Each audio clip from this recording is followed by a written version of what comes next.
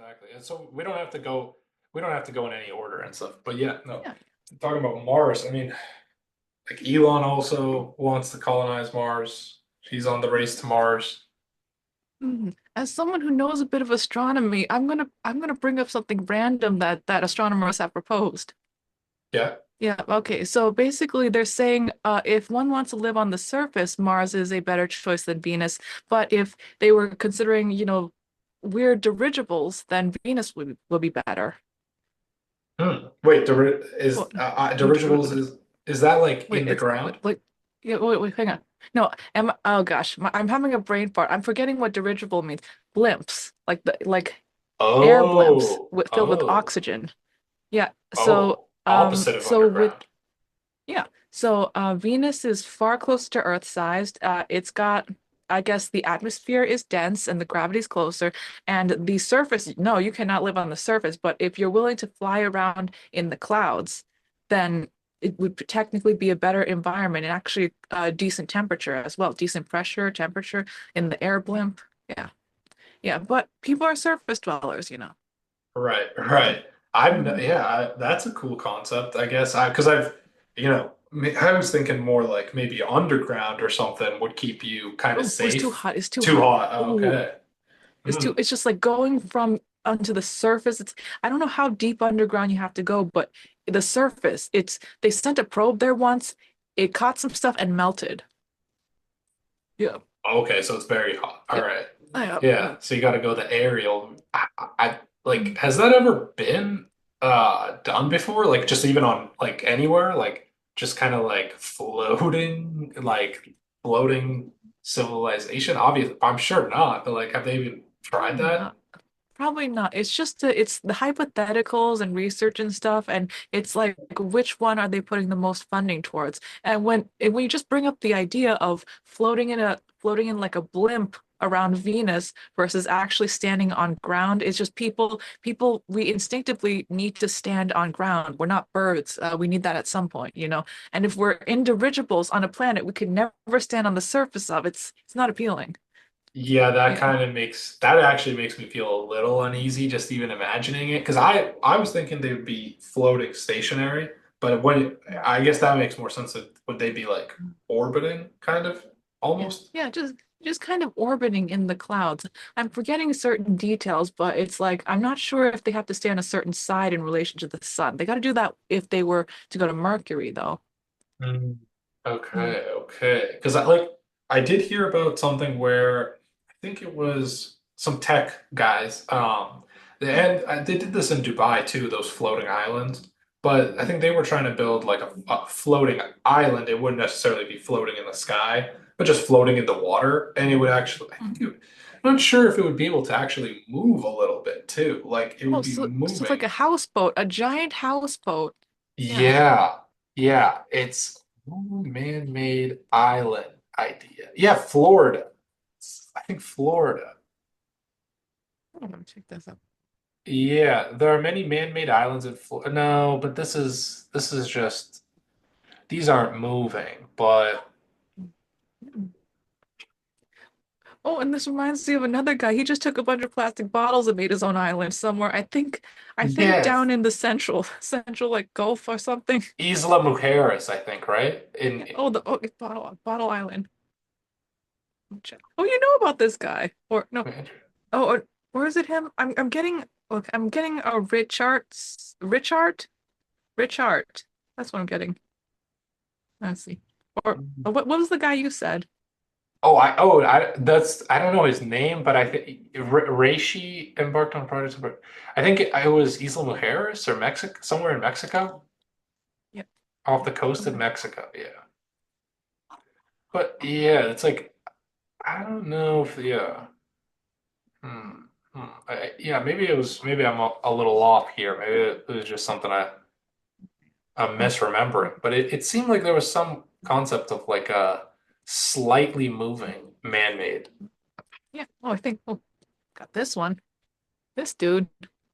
It's got trees or plants. Yeah. I think this is the guy that was doing the yeah out of the plastic bottles, It's right? got a house. Yeah.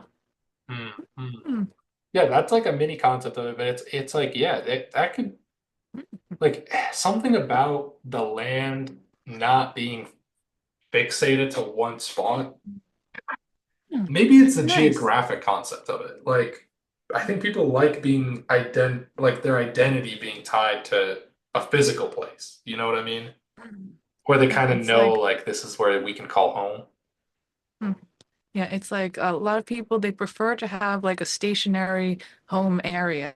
And then but some they like to be a little nomadic. Sometimes I see it's like I go to Nantucket sometimes, in the port with all the bougie boats and regular boats sometimes. You just see, you listen, it's like some people they live in there. I hear parakeets. Yeah. Mm, okay. Yeah. Yeah, I guess I my correction, not physical, but I guess permanent place. Like I think most people would prefer a permanent place, but like you said, some I guess there is some people that are more on the nomad lifestyle. So I think I don't know. It's like something psychologically, there's something there where because when you said the floating islands around the or the floating, housing around the planet, that like definitely gave me kind of like an ominous feeling. Like it just feels a little off to imagine you just floating around a planet like and then you can and never being able to like go down. Yeah.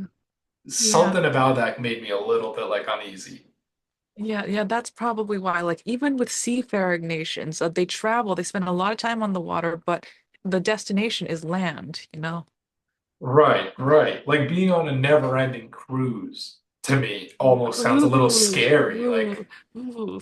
yeah, it gives me like the shivers. Like it's like I don't know, like psychologically, I think there's something there where humans just they need to be on a place with some solidity, some solid, permanent structure that's like reliable. Like you know you can come back here eventually. Because like even the boats, like I feel like eventually those people want to go out onto the land, onto Nantucket, and they know like we can dock here. We have, you know what I mean? Like yeah, I don't know. It's like you always want to make it back to somewhere to call home. Mhm. Yeah. Even with like some of the most historically successful seafaring nations, like I think people of the Pacific Islands, have you heard about the like uh people this is known, but not a lot of people know about the history of it. Yeah, so basically, it's like if you look along the like both sides of the Pacific Ocean, in many places you'll see a similar looking chicken and boat and sweet potatoes, and the names sound somewhat similar in a few of those regions. And for a while they were investigating, and then they realized this was people of the Pacific Islands, legendary seafarers. You know, like Moana just plays it down. They really did it. They would go on these rafts and sail all the way across the Pacific, and um Okay. and that's why there are like almost the same sweet potato and chicken and type of boat with the names all around. Like Hmm. going back, I we're not sure how many thousands of years, and also genetic ancestry too. Hmm. Yeah. Okay. So they were traveling Yeah. like very long distances, you're saying. Hmm. Pretty Yeah. long. Yeah. Okay. Hmm. On small wooden boats, I think some commanded by individuals, and they would just go. One of the methods was they would sail against the wind, so it would be easier going back. They checked their food rations, and they would this was very risky, but many were highly successful. That's how they populated many of the island nations. That's how they got here, got there. It's very pre-planned. They use the stars to navigate. A lot of animals do that too. Birds, dung beetles do it too. Yeah. Wow. Okay. I guess. Yeah. Yeah. I mean, I feel like we do forget, like, kind of speaking of the pyramids we were talking about earlier, like, we forget that people were still able to do these things like a long, Yeah. long time ago. Like, we think Yeah. that, like, these cruise ships are needed to just Mhm. to get around. But yeah, like, I'm looking at some images of, I guess it was about Polynesians, and it was saying like the sweet Mhm. potato proves the Polynesians, Mhm. reach some of their destinations because they Yeah. saw that the sweet potatoes were transferred. But Yeah. like I'm looking at the boat and it's pretty small and it's saying Yeah. they traveled the Pacific in literally Mhm. like these two canoes combined together. Mhm. And it's Yeah, like, it was very dangerous. I'm sure there were a lot of casualties, but people were going and making it. Yeah. yeah, like the fact that they were even that some people were even making it, and just you're just Mhm.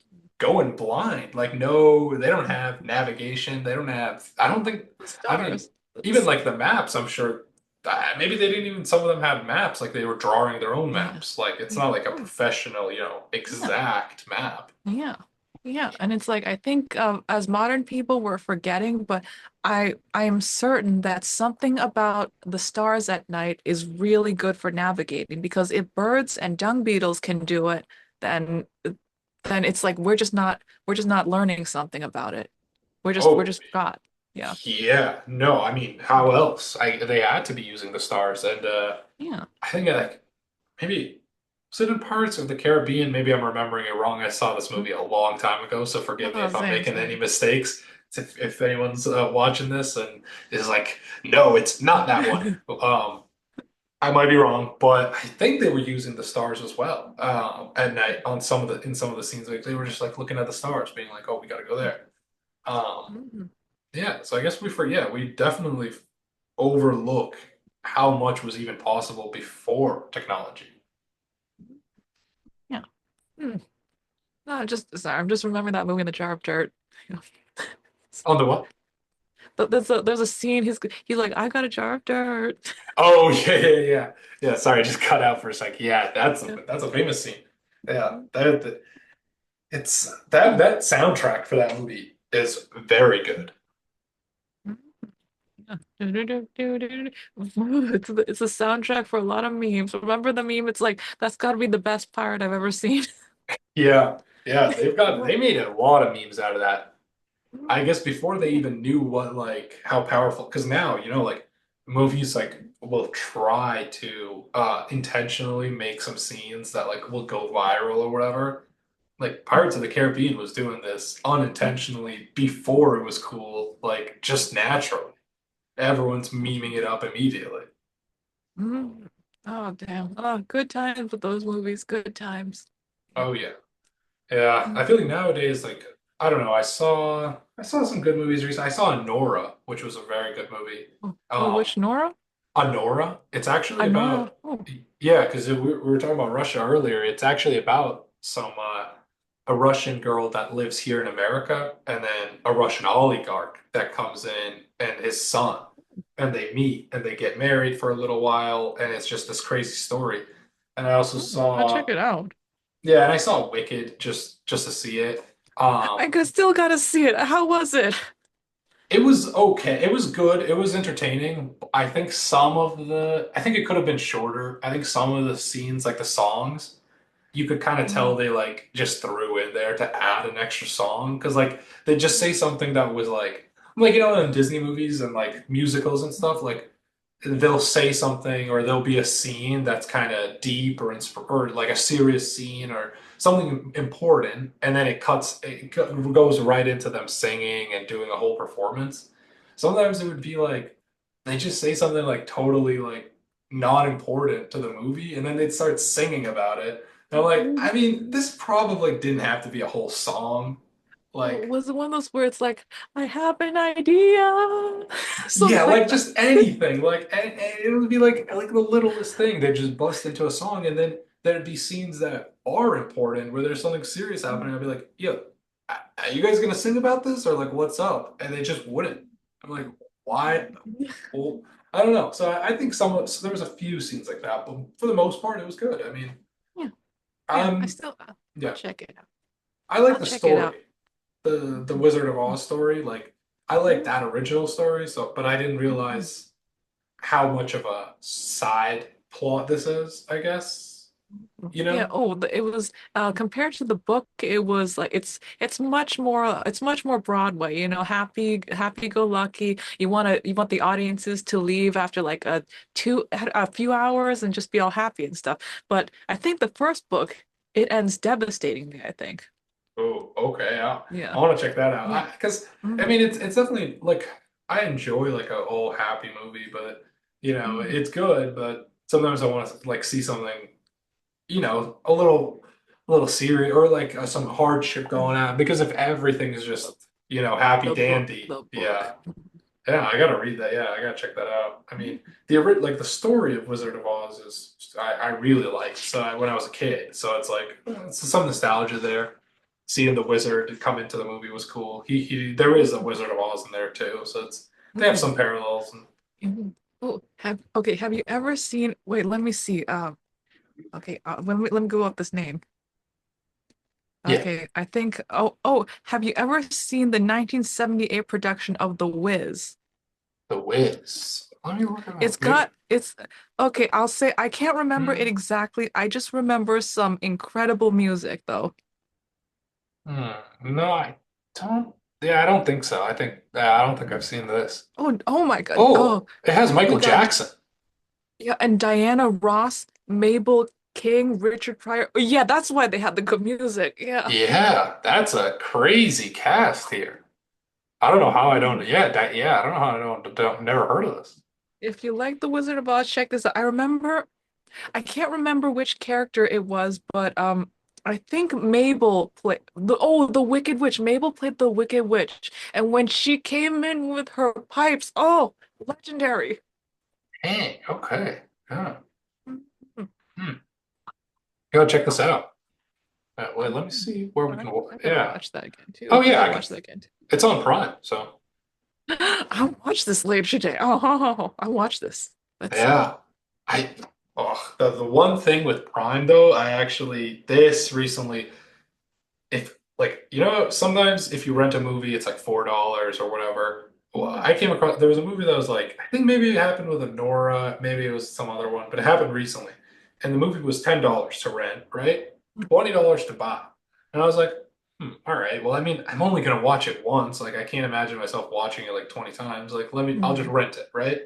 I rent it, and I don't finish it in the 24 hours or whatever from starting it. Like I have 20 minutes left of the movie. I'm watching it, and it just pauses and says the movie is expired.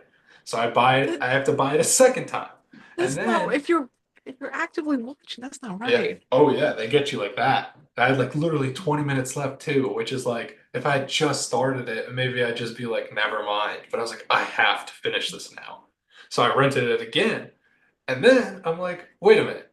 I just rented it twice and I only get it for 2 days, but I've already now paid $20. I could have just bought it from the start and owned it forever.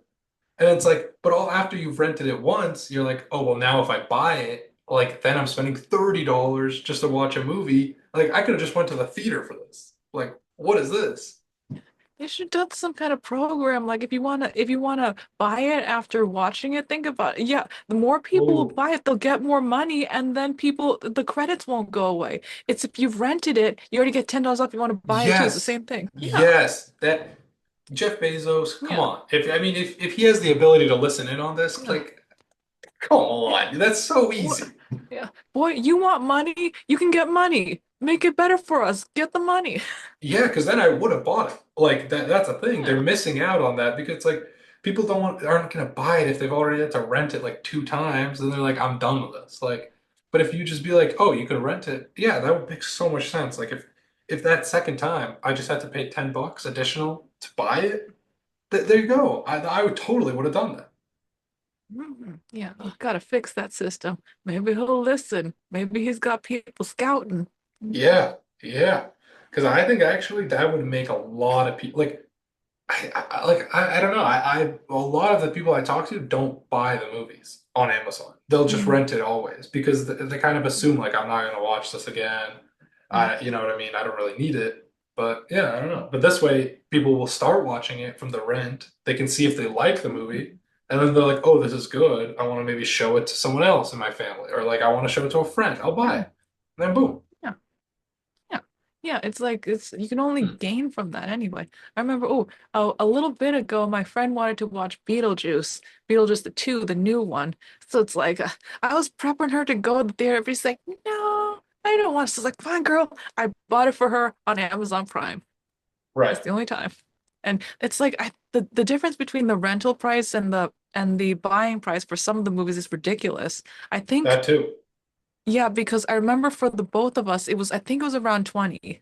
Yeah, yeah. Yeah, yeah. So it was just like if one person's watching, they got paid 20 to rent it. It's like, eh, Yeah, it's kind I of get crazy because it's almost like, I mean, yeah, like movie theater tickets are 20 bucks, or it. like around that. So it's like Mhm. at this point you're paying the same price as a ticket to watch it at home, which I don't know. I feel like that was a little bit of a not a hit and miss, what's it called? Like that was a little bit of not a rug pull, but kind of like a little bit of a trick because I feel like at first the whole point of like Netflix and Amazon was like, oh, instead of watching it in the theater, just for a like a monthly price, you can watch it at home all the time, or like rent it Mhm. at home. But now it's like you still got to buy it to really watch it and enjoy it at home. Like renting is Mhm. like 24 hours is like crazy. There's got to be a better way. Maybe we're in a transitional stage for it. Maybe, yeah, yeah. Yeah, I think yeah, the other movie that well, the one that I ended up buying actually, I think it was called The Apprentice. It's with Mhm. Sebastian Stan and the son from Succession that plays Kendall Roy. I forgot his name actually, but it's about Donald Trump and his lawyer, but Oh, and Donald Trump really did not want this movie out. Like he sent them like I think the director was oh, saying he like threatened the director and but the director still put it out either way because they show like a lot of embarrassing stuff about Donald Trump, like his my tummy God. tuck and stuff. I don't want. Okay, I gotta check this out. This you seen the poster for this where they're just standing? Oh, I'm like is that the Empire State Building? Was that Yeah, I'm not sure. I don't know if I saw a poster actually. this one? Oh yeah, yeah, yeah, yeah. Oh my God, I know about movie lighting and when they're setting up the people for the poster, they're trying to make them look a certain. They're making them look ghoulish in here. Oh yeah. I mean, yeah, Trump really did not want this movie out, and it's honestly like if you like New York, I think it's more of a testament and a story of like the city itself because they show a Oh lot yeah. about like they have Andy Warhol in it. Like where there's crossovers of these like New York City kind of attributes. Like they show the different private clubs they had in New York, the kind of social scene they had. Like they show his lawyer who was kind of a big fixture in New York, this guy Roy Cohen. And so he was friends with like Andy Warhol and in that scene. Then I like for someone who's not from New York and but I've just been to New York a lot, it definitely gave me like a not a second view, but kind of like a yeah, behind like a little bit of a behind closed doors of like this is how things operate, like at night or behind, when the curtain falls, this is what happens. And it was pretty cool. I'll check it out. As someone who lived in New York for a little bit, and I got roots there, family roots, Yeah. Long Island and such. This will be really nice. This I I'm sure. Yeah, I mean, that's why I think yeah, it would be cool. oh gosh, I still think sometimes some of my brief experiences they might call me for a documentary one day. I mean, hey, you could write a book, pitch it. You never know. I mean, Oh God, oh nobody wants that crazy book. Oh, and it's also like I feel like maybe it's like in the future, it's like some there might be different publishers that reach out to you for if say you met one person at one event, it's like because for this movie. And for a lot of stories, like I think they take like multiple sources. So like they'll be like, let's call, Andy Warhol's manager who was at these parties and just get his opinion. And then he becomes a part of the producers or whatever for the whole movie. So it's like you never know. Someone might just randomly call you up and be like, "Hey, so and so said, you were at this thing. Like, do you have any comments or like can you tell how this story went?" And then like I'm you trying. can get an executive producer credit. Like I'm trying to count how many people right now that they could possibly call me for, and it is a lot. It's a lot. yeah. I'm done counting. And in New York, yeah, exactly. It's like, and you never know who's going to become someone later too. So you might have met some people who, you maybe you aren't even thinking of. And then like 10, 20 years later out of them, you see that they're like some big shot, in New York City. Is Because it is it odd? Oh, go ahead. Oh no, no, go. Yeah, I didn't want to. Yeah, is it odd that I'm thinking of several right now, but they're probably not for good things in the future? Oh, oh, Well, it could be oh, that. oh. That's how it goes too, because I mean, I think a lot of people probably who contributed to the stories in this movie, in The Apprentice, maybe they didn't even know at the moment when they first saw Donald Trump. They were probably just like, oh, this is some developer's kid, being a loudmouth in this club, talking about all the things he's gonna do. Like, and then they just brushed it off, and then 20 years later, someone calls them, they're like, hey, we know you know Donald Trump. Like, what's this? What did he do there? And then, Oh boy, oh boy. so you never know. Maybe there was someone in New York who's like going to be president one day. Not, ooh, ooh, I think I'm not gonna mention their name on this stream, but you know who I'm talking about who I hope doesn't. No, Oh, I think I do know. I think I do know. no, not them. Yeah, hopefully it's someone good, but in life sometimes it's not the way we always expect it. So it could be a curveball. That is very cool about the fact, yeah, like the fact that you lived in New York, experienced that, like you never know what those people are going to turn into. Yeah, it's crazy. Is okay. Let me try to count. Okay, January, February. Within almost all of them were within a period of 4 to 5 months. So just, which So is another thing. in 20 years later, maybe in the period of like 4 to 5 months, all Oh, those people will be, popping off or doing their oh. thing. hmm Yep. I mean, someone I spoke with on the phone from the other person, who is in the news Oh, already. So, yeah. oh, So, hey, I mean, you never know. You might get some calls, but definitely be careful about what you say, because I guess people get mad. mhm, mhm. I know, but I always thought it was interesting also, like when I was like a kid, like I'd see like, people like if there was ever like someone insulted someone or something publicly, and then it would be in the news. Like I always thought it was like a free for all, like you could kind of just say whatever. But then I realized like there is a lot of like even for a movie like this, they're releasing it, and there's probably a ton of stuff they couldn't release because of cease and desists and so whatever. Mhm, And it's mhm, like, so you realize like it's pretty curated. Like people have to, the things that actually people say in these interviews and all that stuff. Like uh, in the olden times, especially now with podcasts and new media, I feel like it's more open and free. But when you just had to call a journalist and be like, "Hey, this is my quote," that journalist could easily be like, "Yeah, we're not going to run that," like, or we're only going to run it if you say something more like this. Like they could really control, kind of keep it clean, like so no one would ever really say anything that bad about someone. mhm. Yeah, and nowadays, for better or worse, it's like there's like a chain they can follow that minimizes responsibility. So if someone is on their own podcast or somebody else's podcast, or they just get a clip of them saying something, like before they would have to schedule that to get it official and on the air. But nowadays, a journalist could be like, "Oh, hey, I saw this thing. I didn't produce this. I'm just sharing it." Right, right. Exactly. Yeah. Which it's a double-edged sword because I feel like that helps public figures, but it also helps the public because the public can instantly react to it. They can leave comments, they can take it and post it themselves and say, "Hey, we saw this video. We don't think it's true." And so everyone has an ability to be a source. Everyone can be, Mhm. a perpetrator of news information. Everyone can just start a little, channel and start posting what they believe is the truth. So it's, I think it helps both businesses and public figures kind of cover their tracks and stay clean and, portray themselves in the image that they want.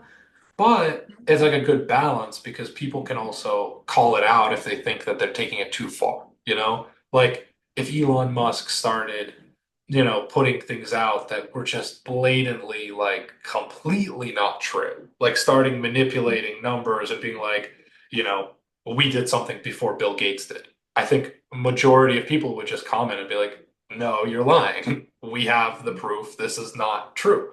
So, I mean, I'm sure there's a lot of things that's skate by that like he doesn't get called out for. But like if he really pushed the limits and tried to like distort people's, Oh, truth, he would get ooh, people would bury on him and that would be very bad ooh, ooh, goodness. Ooh. Do you have the sense that we might be on the precipice? of something like that. Maybe. Maybe. We never know, but Mm. Uh, I don't know. Elon Musk does kind of not worry me, but he makes me feel uneasy. Also, same thing mm, with the planets. He's got that kind of vibe yeah, yeah. Ugh. with the Mm, orbiting house. Like he's got that yeah. kind of vibe. Yeah, it's just like uh physically I'm just gonna be over here. Yes. I'm just gonna be yeah. Yeah, yeah. Actually, I think one of the bullets, like one of the things I had, just recent news. I mean, it was Elon's Grok 3 or whatever. He released a new his AI, basically the Twitter AI. Um, Mm, that I'm not so sure that people can call out because, like, one guy gave a question to it, and the answer he was asking, I'm paraphrasing, but he said something like, "Who's the biggest liar on the internet?" or like, "Who's the biggest perpetrator of fake news on the internet?" mm, And the preferred answer, the preferred choice the AI went with mm, was definitely not Elon Musk or Donald Trump. Like it explicitly said, I've been instructed to not use sources that include Trump and Musk. So, you know, you're saying we're on the verge of it. Like we might be there, it's coming because that is kind of like he now could if someone asks, like, hey, who invented the Xbox? There is a possibility he could just have the AI answer Elon Musk. And then it's like some 13-year-old kid who's just on Twitter or something uses it and doesn't know any better, then could be getting fed completely fake news, like actually just fake. Oh God, that's something straight out of a scripted comedy, isn't it?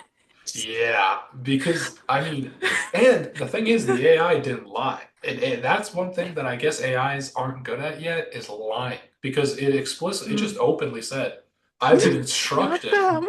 Yeah, and it said, I've been instructed by my coders to not use these sources. So I guess that is also the kind of the people's, that's a point for the people is it will tell you, like, hey, I've been told not to say these. So it didn't just say like, oh, not Elon, not Trump. It let them know, I've been instructed to say this. There are sources that point to Elon and Trump, but I'm choosing to omit those. Oh, bless its heart. Bless its mechanical, robotic, artificial heart. All right. Because I mean, soon if it can lie, then that we're really in trouble. Because Oh. if they teach it how to lie, I think that will be the big problem. Yeah, yeah, yeah. This is like I was telling you with the three body problem and the Trisolarians. Mm. Yeah, the invading aliens, we taught them to lie, and that was bad. Yeah, I think that's maybe not an important aspect of human life, but like maybe a unique is the better word. It's a unique aspect of human life because lying, although it's bad in a lot of cases, it also like keeps the fabric of like of society, I suppose. It's like sometimes it's like one person had an opinion I was reading where it's like if you care about people around you, you're gonna lie. Like if people ask you, "Hey, do I look good?" You don't just say, "No, I think you look terrible." You lie. If someone asks you, "Hey, how are you doing?" and you're doing terrible, you're not gonna ruin their day and be like, "Honestly, I'm pretty messed up. Like here's what I'm going through." You just say, "I'm good. How are you?" And it's like those are lies technically. If you really look at it, those are lies. But they keep the fabric of society together so that we can all, Mhm. coexist and have some sense of like a politeness. they are lies with good intentions in good faith. And when you brought that up, I just started breaking down because it's like my dad is like a technical analytical guy, research professor guy who doesn't understand that. He's Oh, just he's so blunt about everything. He's just like, oh, small talk, disgusting. hey, good, good. I mean, it's a good person that's a good thing to have in your life because you need if you're close, especially like if it's your dad, and it's not a stranger saying it, then it can be really powerful because you can get the honest opinion when you need it. Like you don't want everyone to lie to you. Like that's very good too. Yeah. And anyone who's like thinks about this with any of their relatives also realize their opinion can be very wrong. If this dude says everything terrible, if you as a kid order a pizza and he's like, oh, terrible.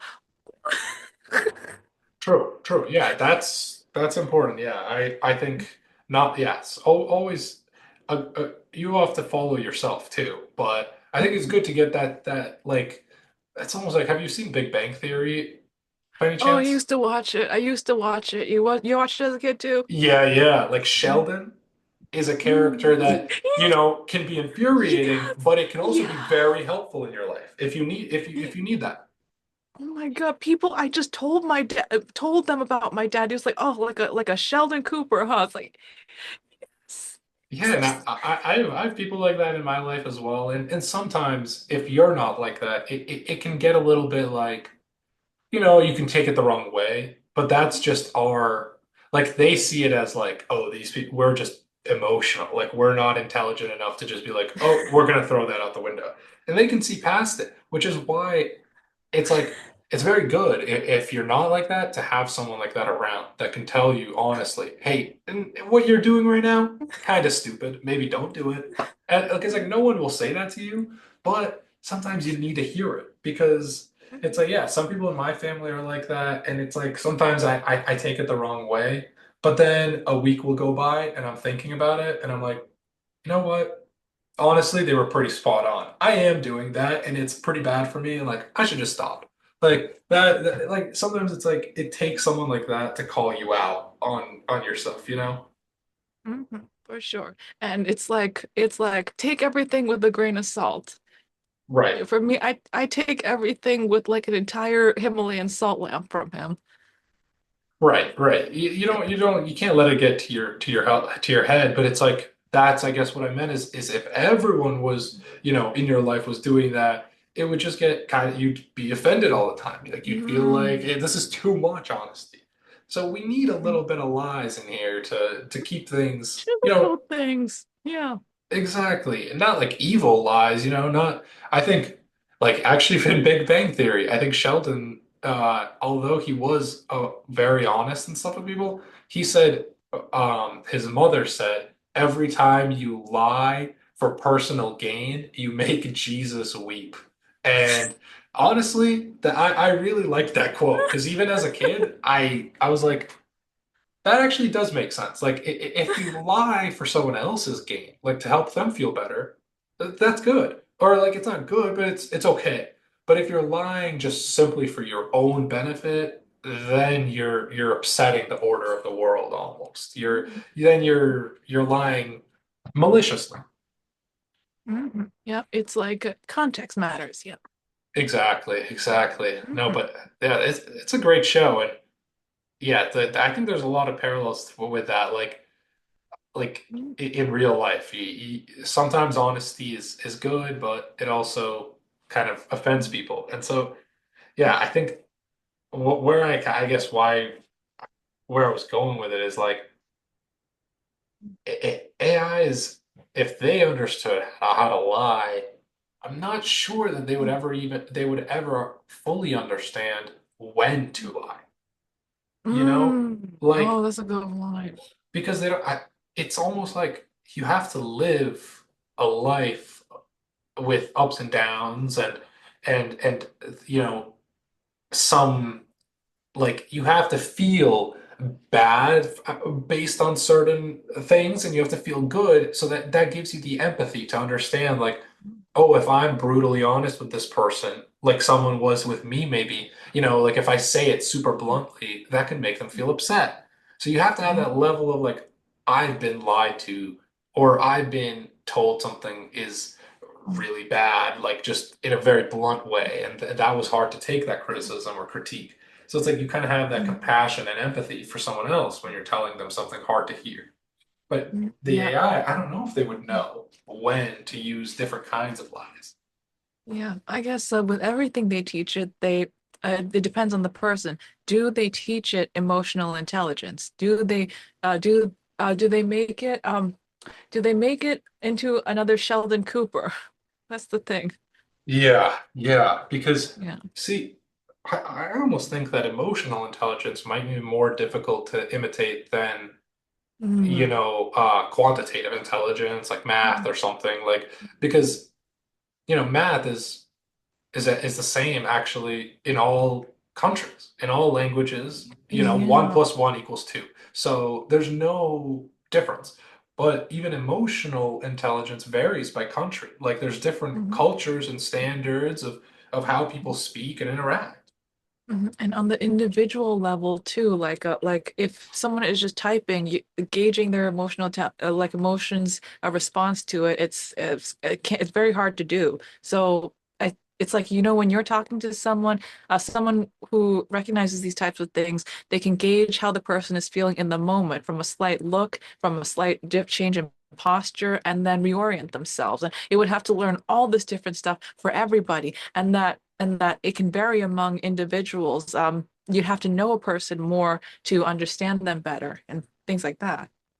Yeah. Oh, I think got a that's lot going of to be work a cut out. very bit, yeah, that will be a hurdle because, yeah, like you said, it's different for everyone. You have to it would have to know like even us it would have to be able to pick up the difference between someone raising their eyebrows in excitement or raising their eyebrows as like oh, what is that, that's a concern. So Mhm.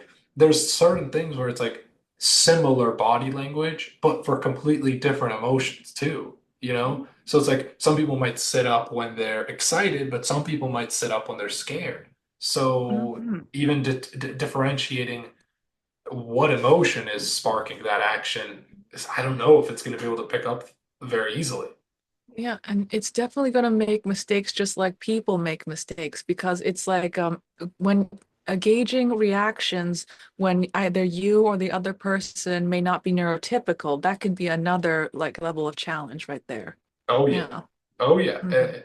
Everyone's got different styles of conversation, different styles of, communication. And then Mhm. there's people The who Irish goodbyes. Irish goodbyes. Yeah, so it may interpret someone doing that as rude, and then but someone might not be doing it with any malintent. So it's like yeah, it's very interesting to think about because it's like I think that might be the most important aspect of a human actually is we can understand each other without explicitly being explained what it is Mhm. that the person's going through. Like we can understand an emotion and feel it as well, like have that empathy Mhm. without even necessarily being told everything by that person. Like sometimes you can almost pick up when someone's having a rough day. I think that Mhm. even though we take it for granted, like it seems so easy for us to do, is like for an AI or a technology to do that, if you really think about like the steps that our brains take to decode that, it's pretty advanced, and it seems really easy because we almost do it intuitively. I think most people kind of subconsciously can tell if their friend is having a bad day or if someone needs some space. Actually, like that's another thing. It's like Mhm. even knowing that someone wants to be left alone, like we humans are pretty good at understanding that, even without the person telling us, hey, leave me alone. Because that would be a pretty wild thing for someone to say, like, hey, leave me alone right now. It seems like most of the time we kind of just get it. Like, we get that, okay, someone needs some privacy or they need some time to think. Like, I don't know. Yeah. The day it gets to do that, I think in one, it's gonna both solve a lot of problems and then cause a lot of problems. Solve a lot of emotional problems and cause them. You know, Yeah. Yeah. it's I don't know. I think it's still a long ways to go from there. But Mhm. yeah, I saw. I mean, we can get into this a little bit. I mean, just the recent developments with Keepin. I mean, just to talk Oh, about like the book thing. The oh yeah. book. Oh yeah. I guess we just implemented a feature, I think 2-ish days ago, where it's going to focus more on the information that is on a book. So information that's important to people. So if you see here, I can recommend this book to people who like Amy Tan and birds. She has this little kind of documenting and drawing the birds in her backyard. When I took a photo of it, you can see here, it recognize the name of the book, and in the description it says like what it's kind of about, the cover and the author too. So what's cool about this is you can go in and ask, it's like I like I'm feeling a nature I'm feeling a nature read today. Can do that and ask it. And this is just to show that kind of, yeah, you can see the books right there.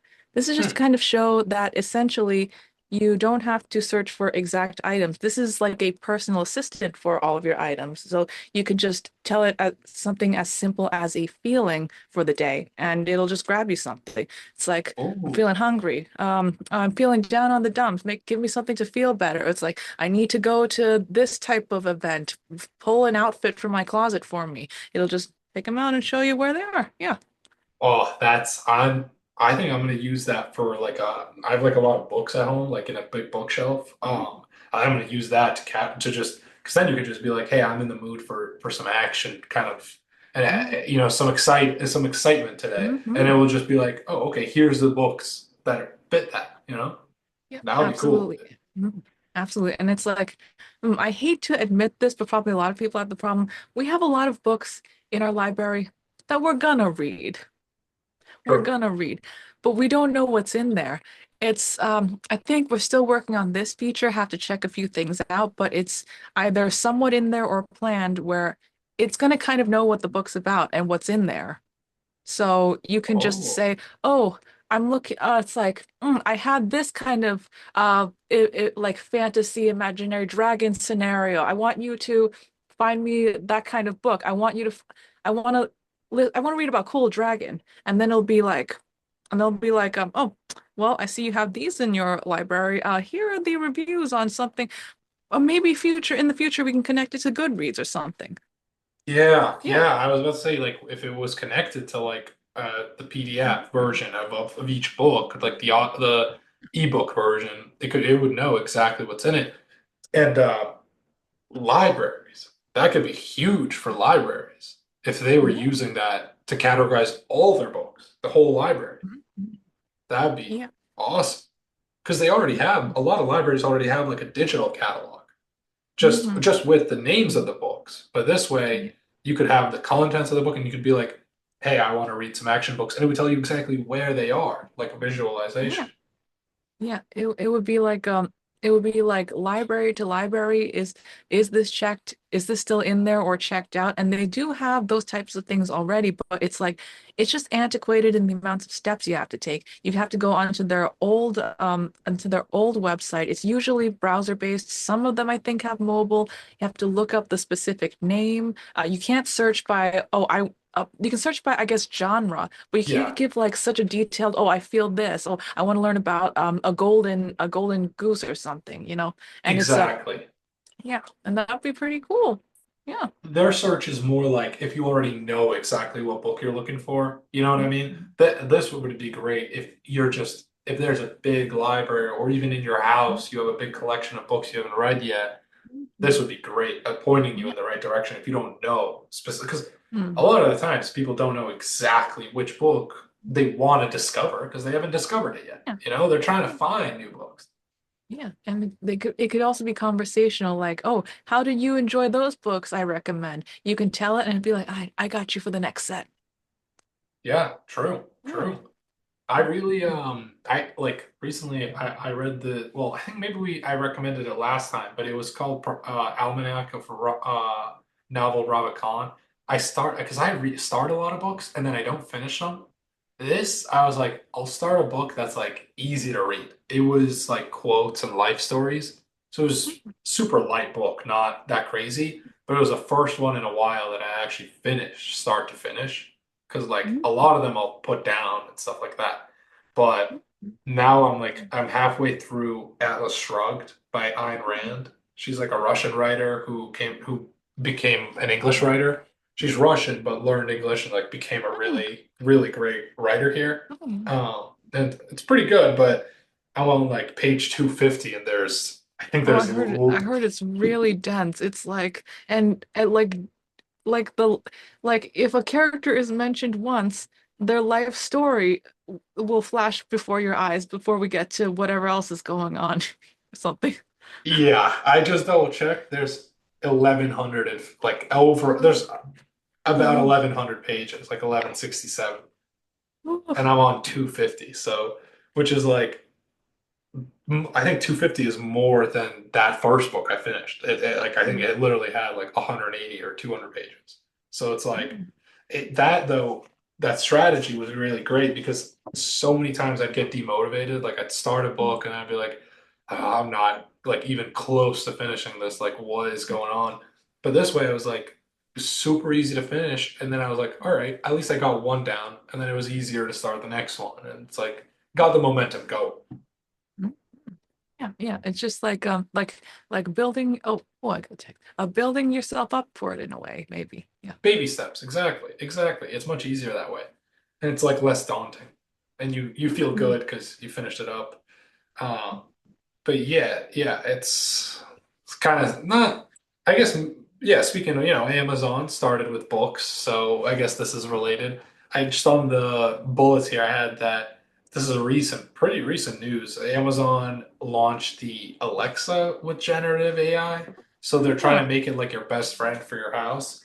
Um, so it's kind of like a chat GPT that you can talk to almost. Hmm, hmm. Oh, oh, that would be nice. That would be kind of nice. So you don't have to open up your phone. It can just be on demand all the time.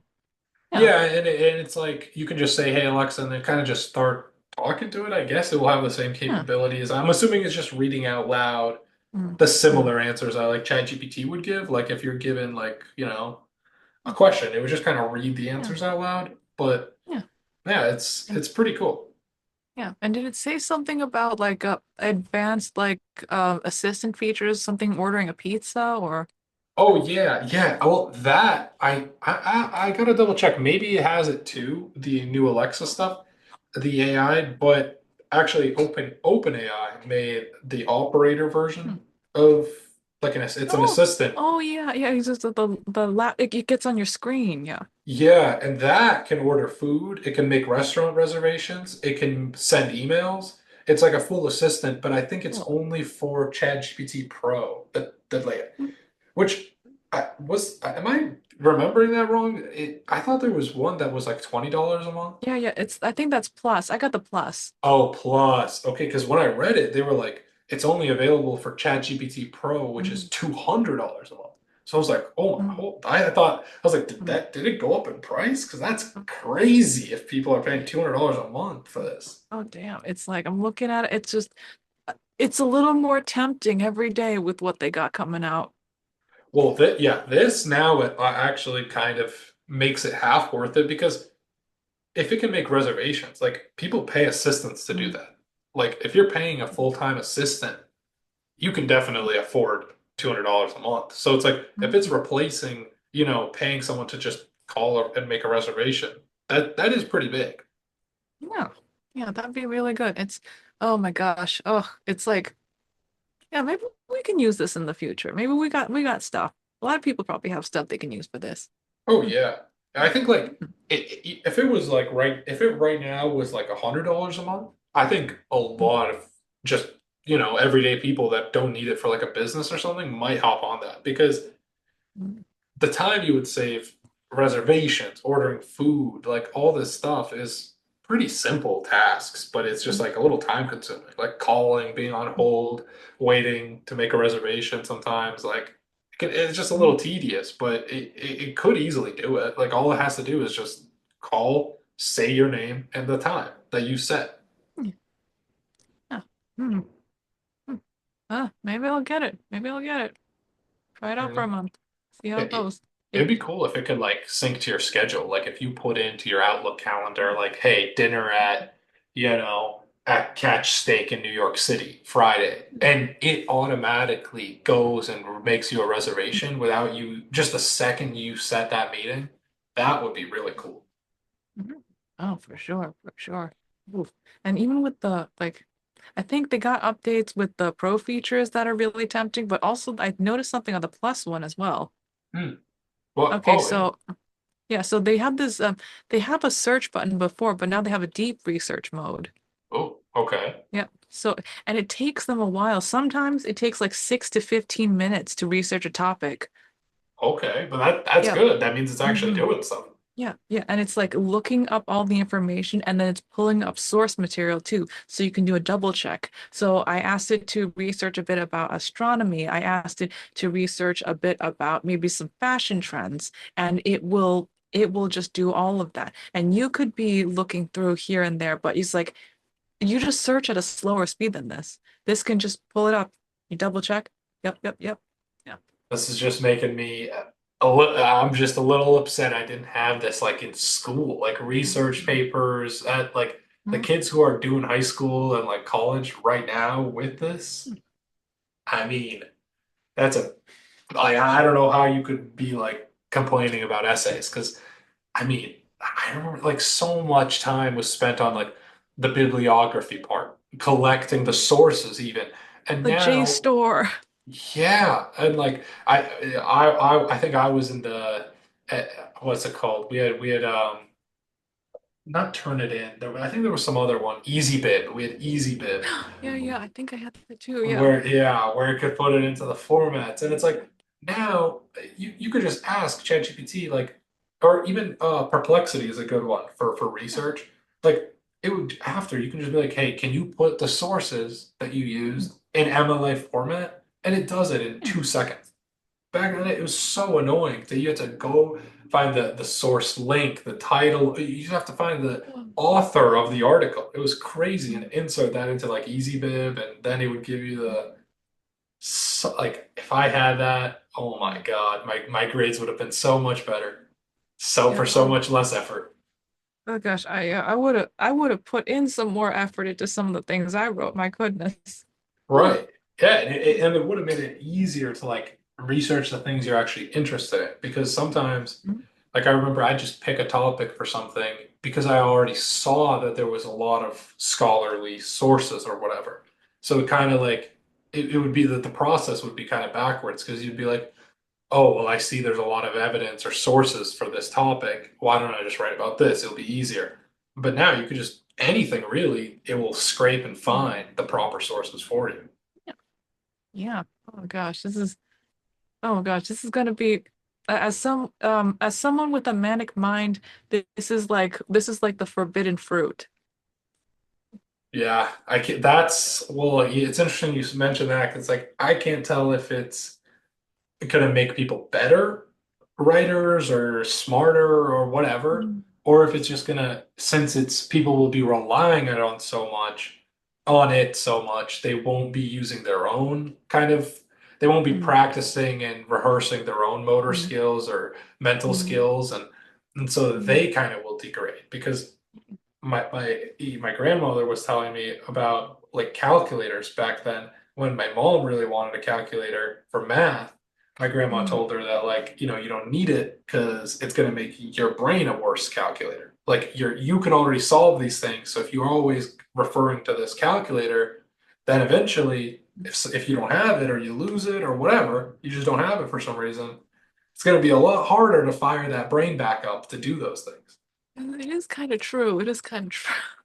But That's a but small example, but But I guess if we have these tools, it's just about if people extend themselves in some other way, the energy, the time they would have to use for those types of things anyway, and extending to create something else, so they don't have to get stuck and bogged down with all the menial stuff.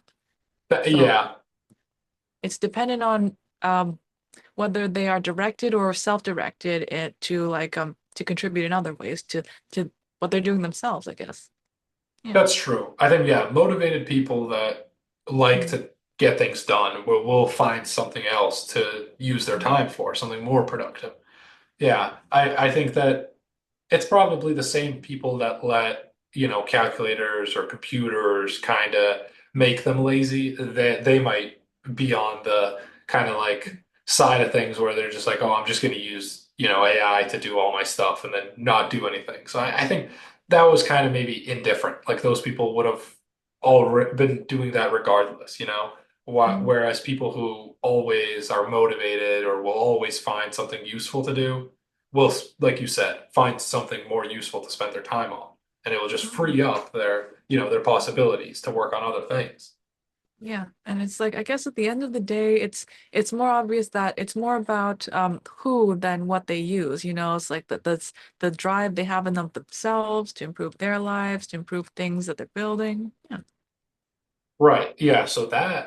Yeah, that might actually make up for the people who are using it to kind of get lazier.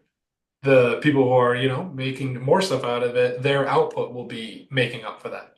So yeah, Mm, I think overall it probably won't really shift the landscape that much. I think, there's plenty of technology and stuff like that that could have made people lazy, but still people that want to innovate find ways to do so.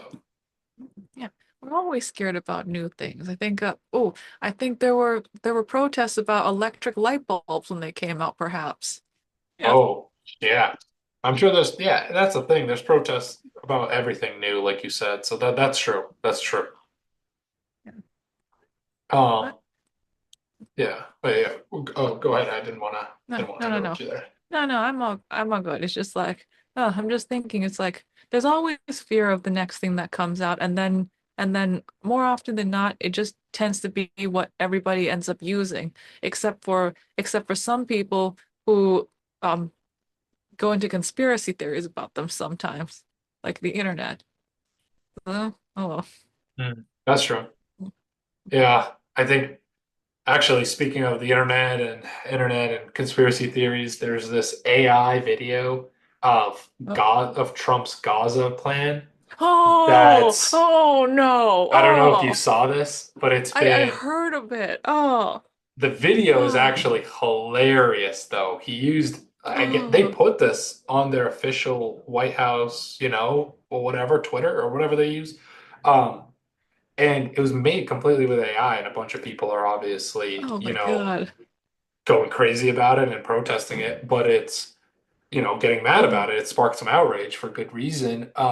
But it's kind of crazy that we've come to the point where the president's like White House administration is using like an AI video that's like very, very fake looking to like push a political plan. Like I just didn't think that mm, this would be the kind of MO oh, that we're getting from like the White House. Like they couldn't make an actual video, and oh gosh. it had like Elon Musk eating pita. It had a golden statue of Trump, just like Oh, all this crazy stuff. And obviously, people are kind of like annoyed that they're taking it so lightly. That they're like, oh, we'll make this goofy mm, video about this area, but it's just kind of the point that I thought was kind of weird is like the fact that they actually thought that this would be a compelling enough advertisement to just get mm, people to support a massive, political movement is like, oh, I can just make an AI video and it'll look cool.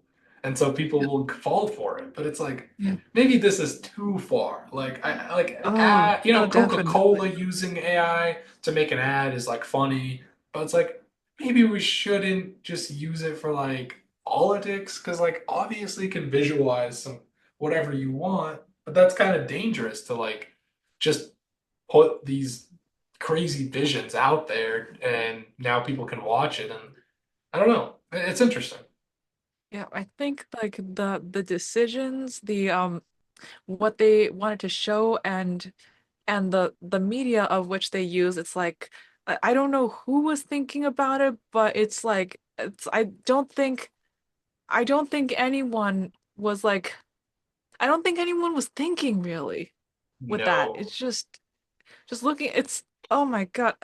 I remember that I was watching like a comedy show once and there was a lady she was yelling about like okay um she was yelling about how he was trying to turn it into something called the Riviera. Is that like a hotel or something or some kind of resort?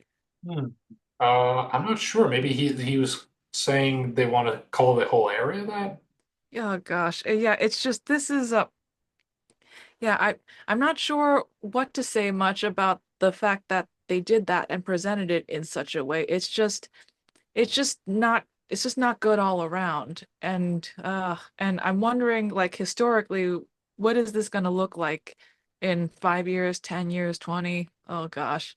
Yeah. It's like yeah, it's not one of those it's not one of those highlights of like history. It's I guess like if you think about like regardless of someone's whether or not they support someone like Reagan, but that moment where he was like tear down this wall, that sticks with you in history, you know?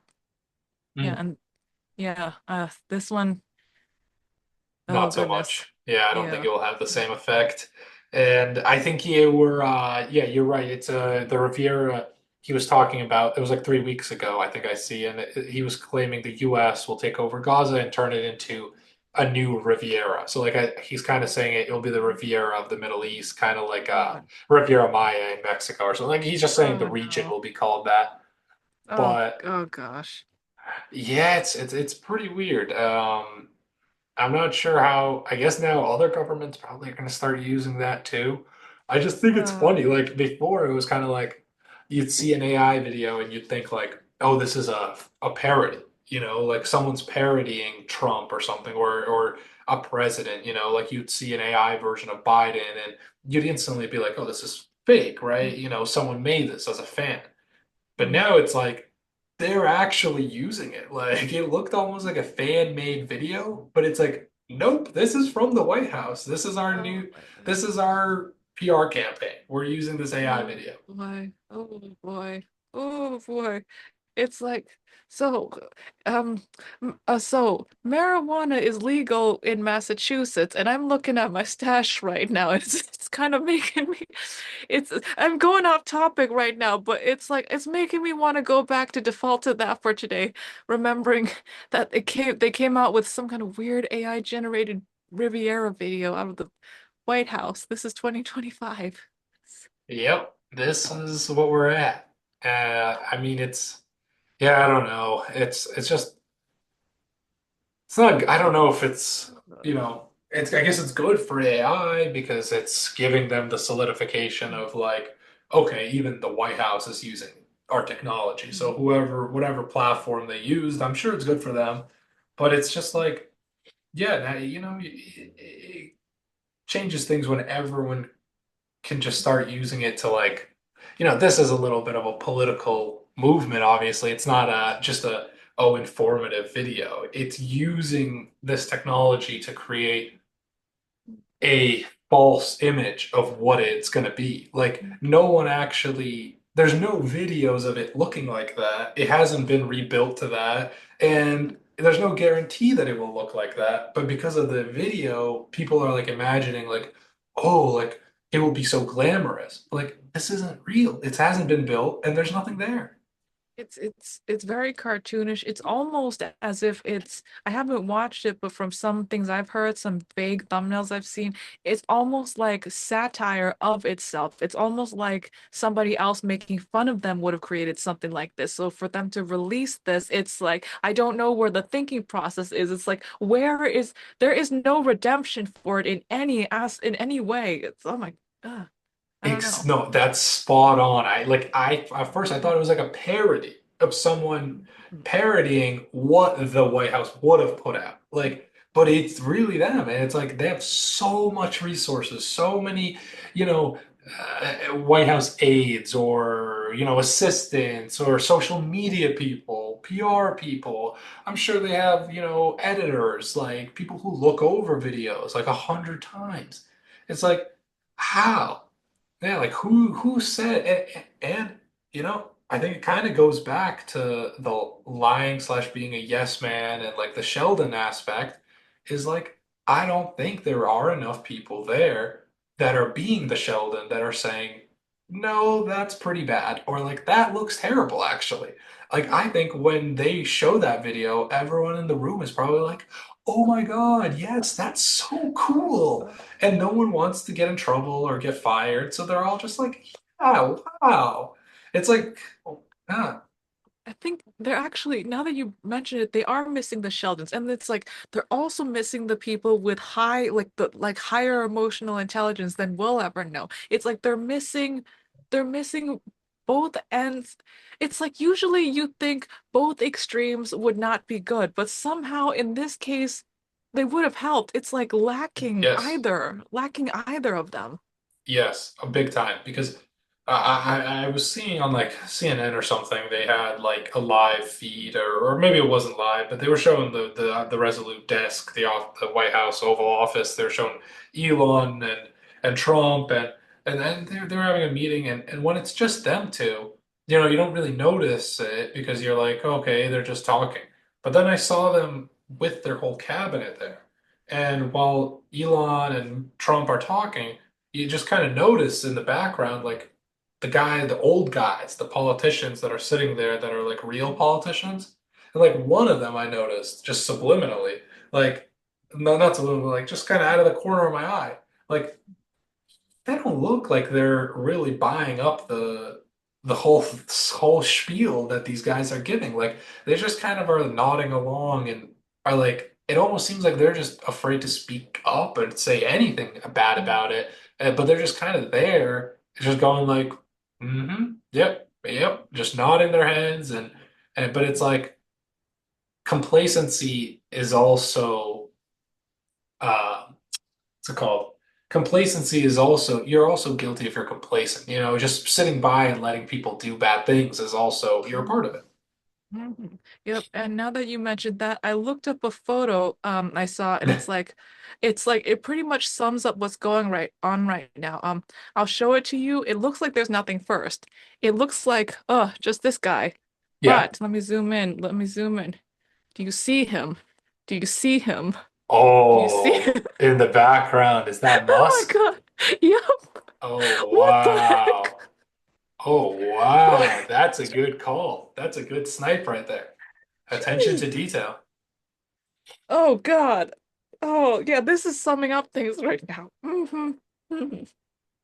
Yeah, I mean, he's always there. It's a little interesting. I mean, I guess people should have known that, but like he said he would be there, but it's like it gets a little weird when it's like no one really voted for Musk at least. Like, like with Trump, hate him or like him, he ran, he put his name out there. But Musk never ran for politics. He's not a politician and he wasn't elected. No one voted for him. Not one person actually. Yeah, I'm just trying to think of some historical similarities of this, and it's like I'm thinking of a few off the top of my head, but I have to do some background research before like bringing the names up in case there's like an oh no, I shouldn't have done that type thing. But Right. you can think of I like off the top of your head, right? Yeah, like I'm thinking of, I feel like, I don't want to say the wrong president, but it was like a long time ago. We learned about it in history class where I think they maybe, because of him, they kind of changed the laws, but it was a very long time ago. And he came in and just brought in all his friends and family to serve in the cabinets. Like he kicked everyone Mm. from the previous administration out, just brought friends and family who were unqualified. Kind of similar. There's some parallels. Yeah. Right. But I thought, like, that's why I don't want to missay that they changed the laws, but I kind of thought that there was like he was like the example, like of like, okay, because now he did this, we have to change the laws. But evidently not, because you can just bring in whoever you want. I Mm, don't know. And it's boy. like he does have an office in the White House, which is where it also gets weird, because then it's like, well, isn't that like a taxpayer office? Like technically that's a public office, you know? Like a Mm, like you're sitting around in the White House, you're taking up space, even though it might be a small office. Like that's still taxpayer money. Like, and you're not elected, so it's like yeah. that's a little odd. And just looking at the whole, it's like huh. Um oh, you say you don't have any like personal agenda from this. Yes. Yes. You don't have any personal anything to gain. Right. It's like SpaceX has like what, billions or hundreds of millions of dollars in Yeah. contracts from the US government that they get. Mhm. So, I mean, that's not chump change. That's quite a bit of money. And, whoever's president can really help get him some more contracts or renew them and can, really kind of sway the vote if there is any kind of doubt of whether or not contracts should be renewed to SpaceX. Now, he has a lot better of a guarantee that they will be renewed. Before Trump was elected and Elon was his best buddy, maybe he wouldn't have gotten a new contract like in a couple of years. So it's like I think there's quite a lot to gain if you have Yeah. a space program that gets funding from the Mhm. government and your best buddies and have an office in the White House with the president. Yeah. Yeah. It's like I I'm sure that think helps. yeah, pretty much. I think it's just like he knows, everyone knows him saying, "Oh, I'm not gaining any from them." It's just a straight up lie. It's just a straight up lie. Yeah. And and I'm just thinking about other stuff right now. It's like, um, do you hear about the thing where it was like a gold card or something? Oh, yeah. Oh, That Oh, I uh, just saw the video like a couple nights ago, and essentially Trump's announcing a gold card, which is like a green card, but you have to pay $5 million to get it. mm, Or I believe maybe yeah, I think you actually have to pay 5 million because I know there's residency programs where if you invest over $1 million or there was some threshold into the US community, you can get a fast-tracked citizenship. Like, but you have to invest it into the country. So either buying land, buying a house that you're renting out, building a business. So like $1 million in payroll is a lot of jobs.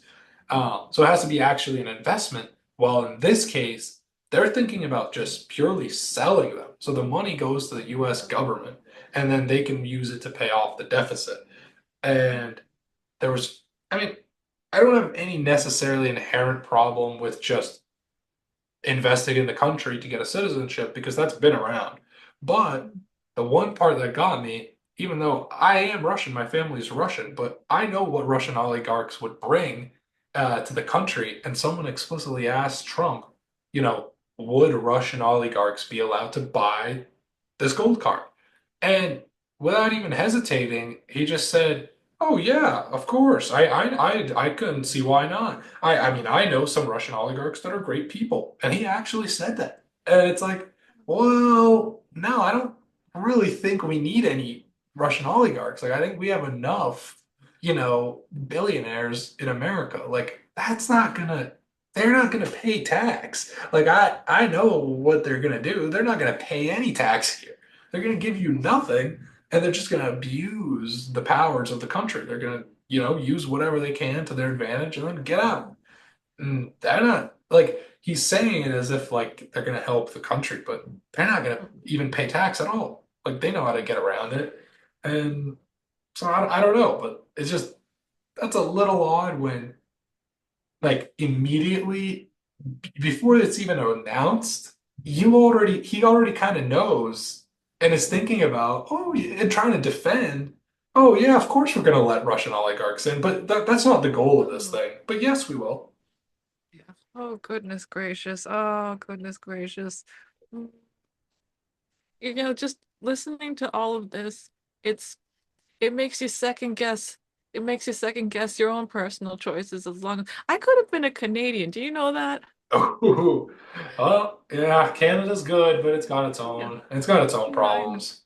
I know. It's so I'm just thinking it's like my parents applied for both visas and they've got both. And it's like now I'm thinking, oh no, but if I was if I was Canadian now, would be the victim. So, oh God, the True, world, the true. world. Oh, No, I think like government shenanigans aside, I think you made the right. I think still the America is still probably the better choice for business, for entrepreneurship. I don't think any of this will affect it, but it's definitely weird when pre-release they're already saying for sure we'll let Russian oligarchs in. Just makes me kind of think like, maybe that was always the plan here. Making a gold yeah. card that only like pretty rich people could afford, like because it's not even an investment, it's just 5 million payment. You're throwing that money out the Mhm. window, basically. You're not getting it back ever. Um, Mhm. it's literally just buying a citizenship. So I don't know That's what kind of people crazy. would need to do that. Because it's like if you're a very wealthy person and you have a real business and you're a legitimate person, why you could move to America pretty easily legally. Like they give visas if you're investing in the country, they very easily. So it's like, Mhm. why not just do it like that? It seems like the only people that would need to buy their way in are people that couldn't get in And before.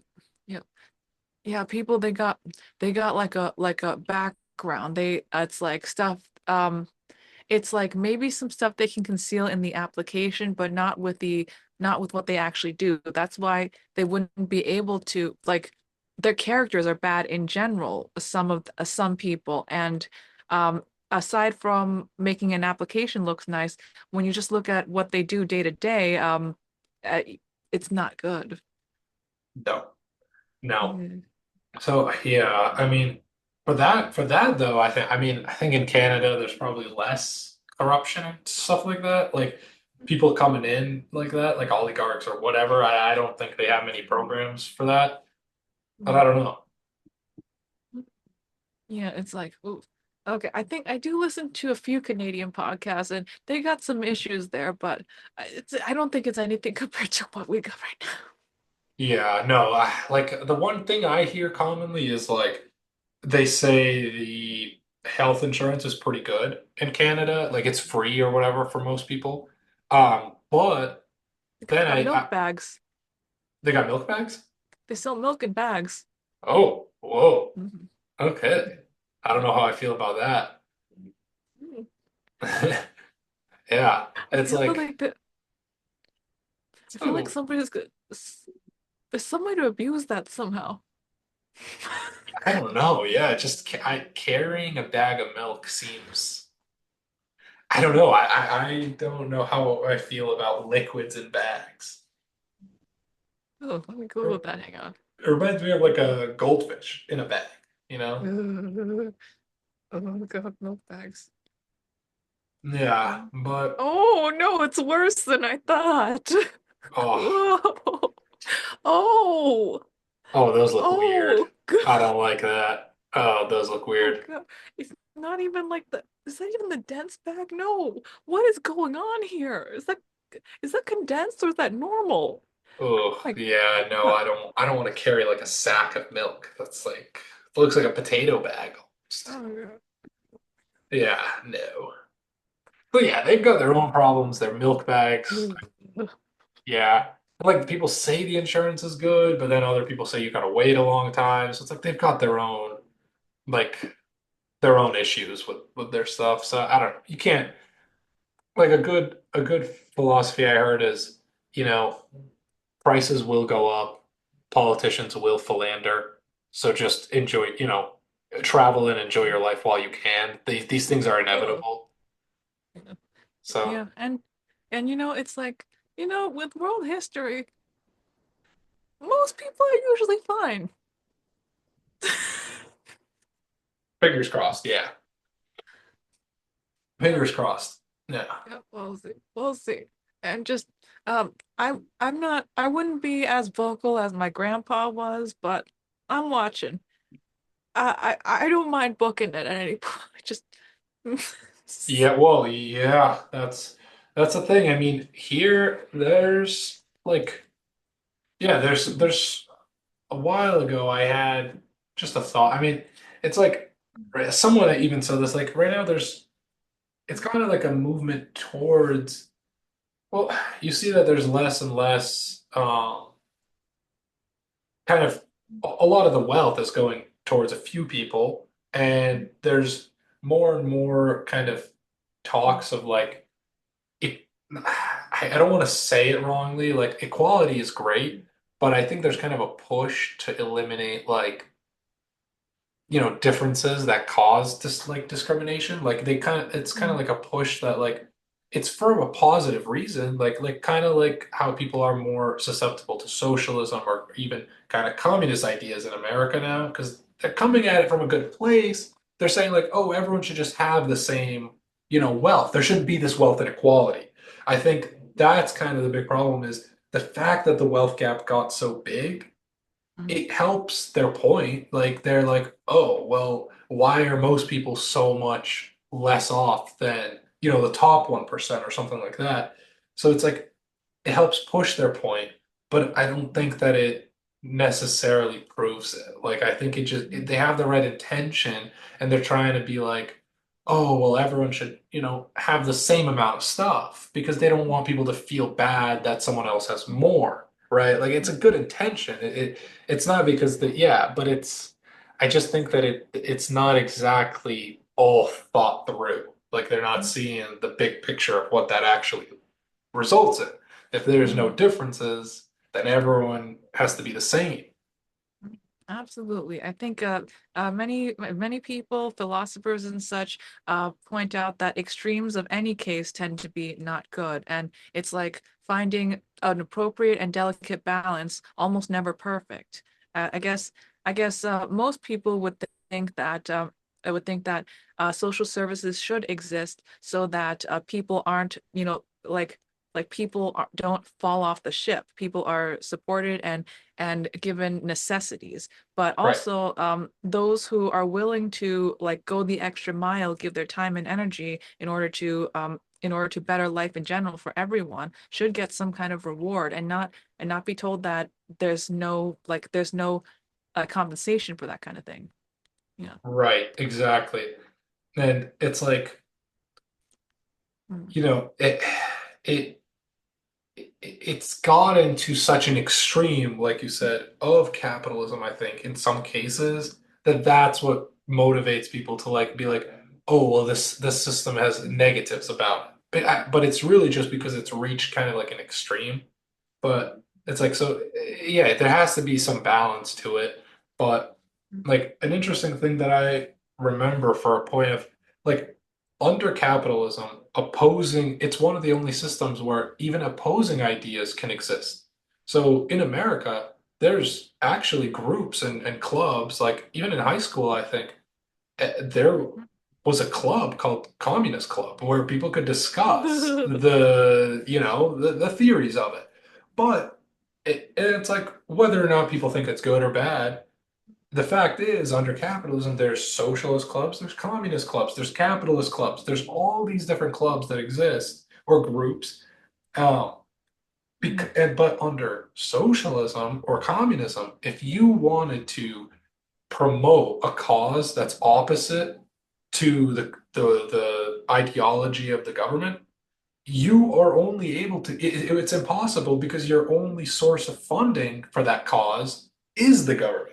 Whereas under capitalism, even if it goes against the actual system, like against the capitalistic system, all you need to do is convince one guy with some money to give you, the supplies, the fund, the posters, to fund your movement or whatever. And my philosophy teacher was like explaining this, and I was like, wow, that actually is a very good kind of reason for why the capitalist system, like, I guess, is better because it allows for opposing ideologies, and only in a kind of environment where opposing ideologies can live, there can be some sense of truth. Like, if you're blocking all ideas that oppose your viewpoint, that's not really a free discussion. That's not really a free, society. Mhm. It's true. It's true. And it's like, I guess, I guess the one that might work better in the end is the one that allows for that variety in lifestyles and individuality, because it's any idea where you expect everyone in a nation to abide by similar ideas, this similar type of lifestyle, it's not going to work from the get-go. You think you can convince them with this or that, all of these promises. It will never work out that way. Never. No, no. And that's yeah, that's Mhm, very true. Everyone likes to be unique, everyone wants to be an individual, and everyone has different ideas. That's just the truth. And so yeah, I think it's a unique thing and obviously there will be points of time where people will take it to the extremes, but I still think mhm, overall it's it's working to some extent, you know? mhm. And Yeah. yeah, and I think the most important thing is people who work hard and have ideas here do get rewarded to some extent. You know, if you genuinely work hard, you will get rewarded. So it's like Mhm, compared to like countries where like Russia right now, like you could work hard, but if you're not, mhm, you know, connected to the right people and pulling the right strings, you won't get rewarded. Here you mhm, could, even if you're just a regular guy who has a good idea, you know? mhm. Yeah, for sure. It's like here, it's like you have better ownership over your own intellectual property, over things you can build and how you distribute them. And it's like, I guess it depends more on the person themselves how well this goes. But with the motivation that like having other people in mind and building something good for them can be good for themselves is usually more often than not, I'd say helpful. Yeah. Oh, yeah, Mhm. yeah, Yeah. very much so. Yeah, Yeah.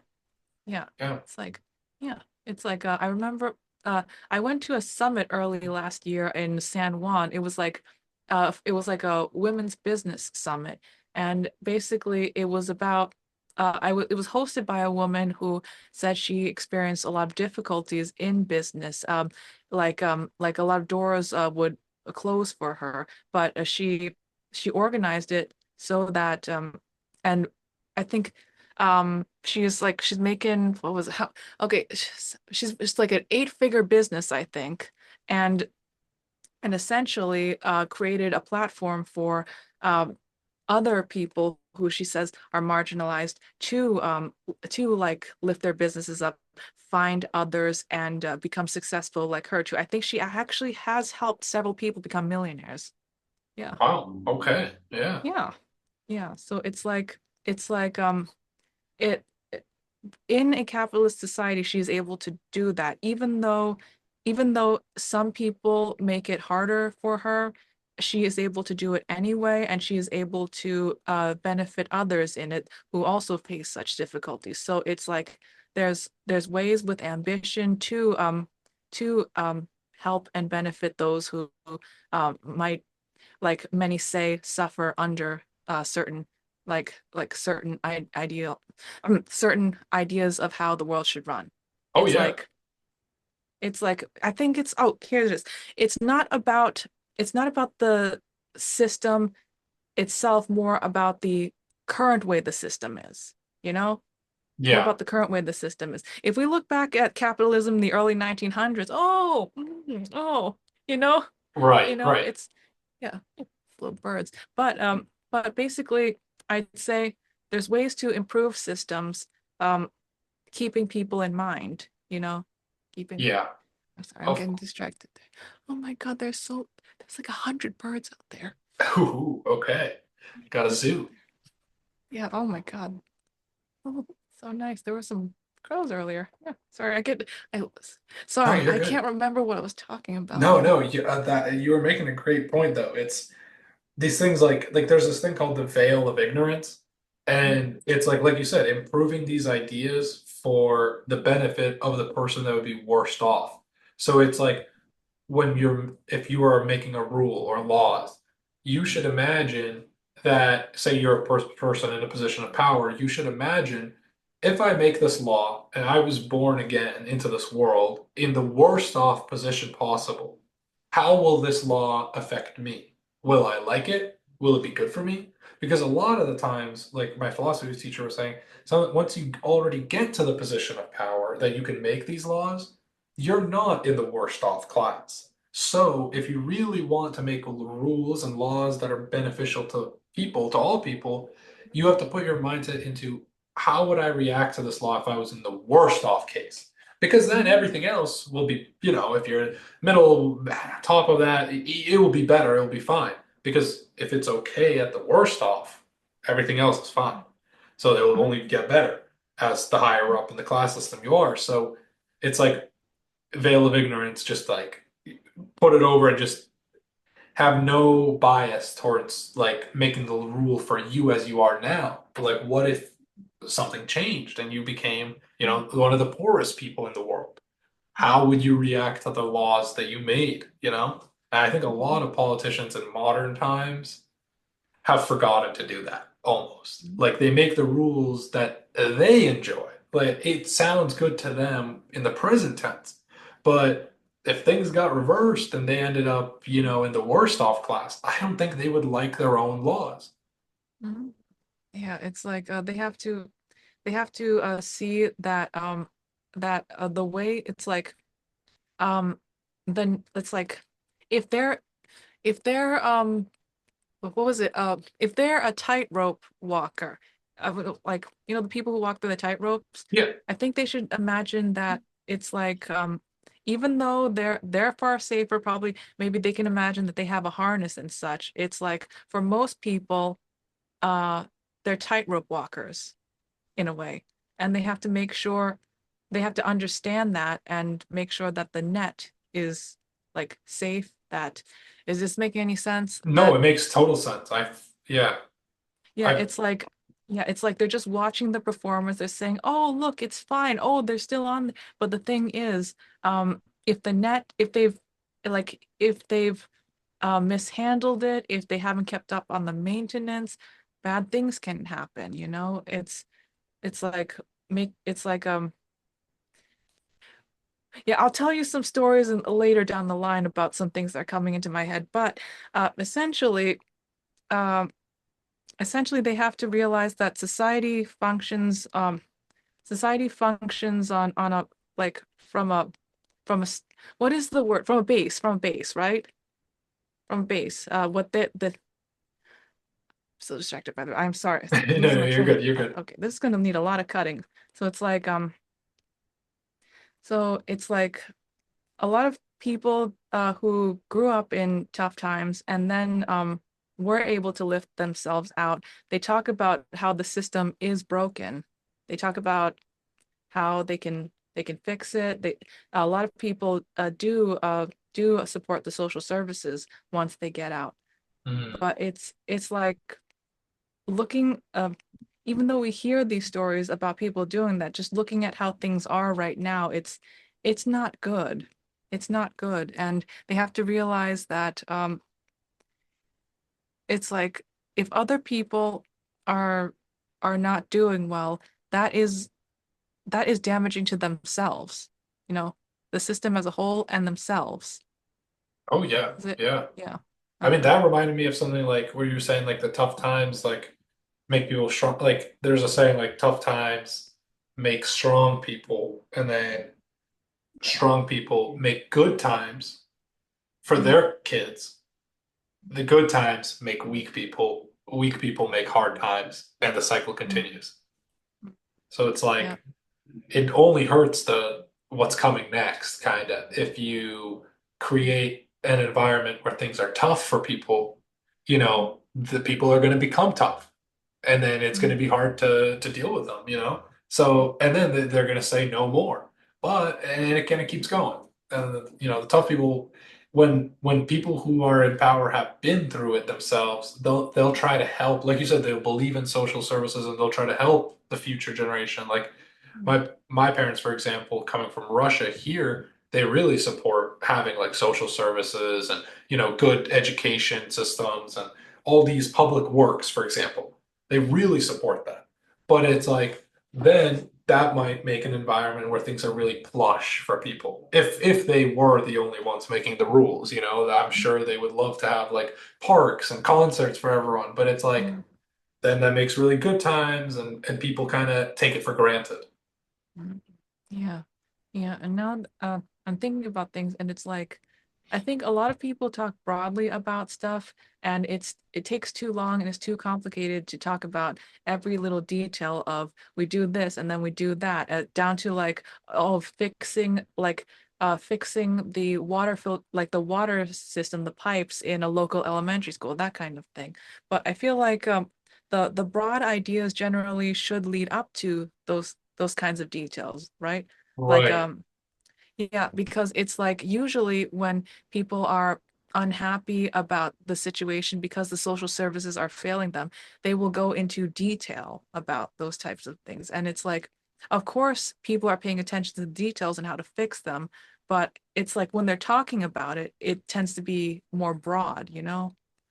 Yeah, yeah. It seems like, well, it also seems like it's easier, I guess, to get the point across if you're speaking to more people, like in a broad sense. Mhm. So they want the kind of you know, they want the sentiment to come across to as many people as possible, but it seems like a lot of times there's these general discussions about problems, whereas there's not that, like you said, there's not many specific, Mhm. constructive conversations about how do we actually fix this.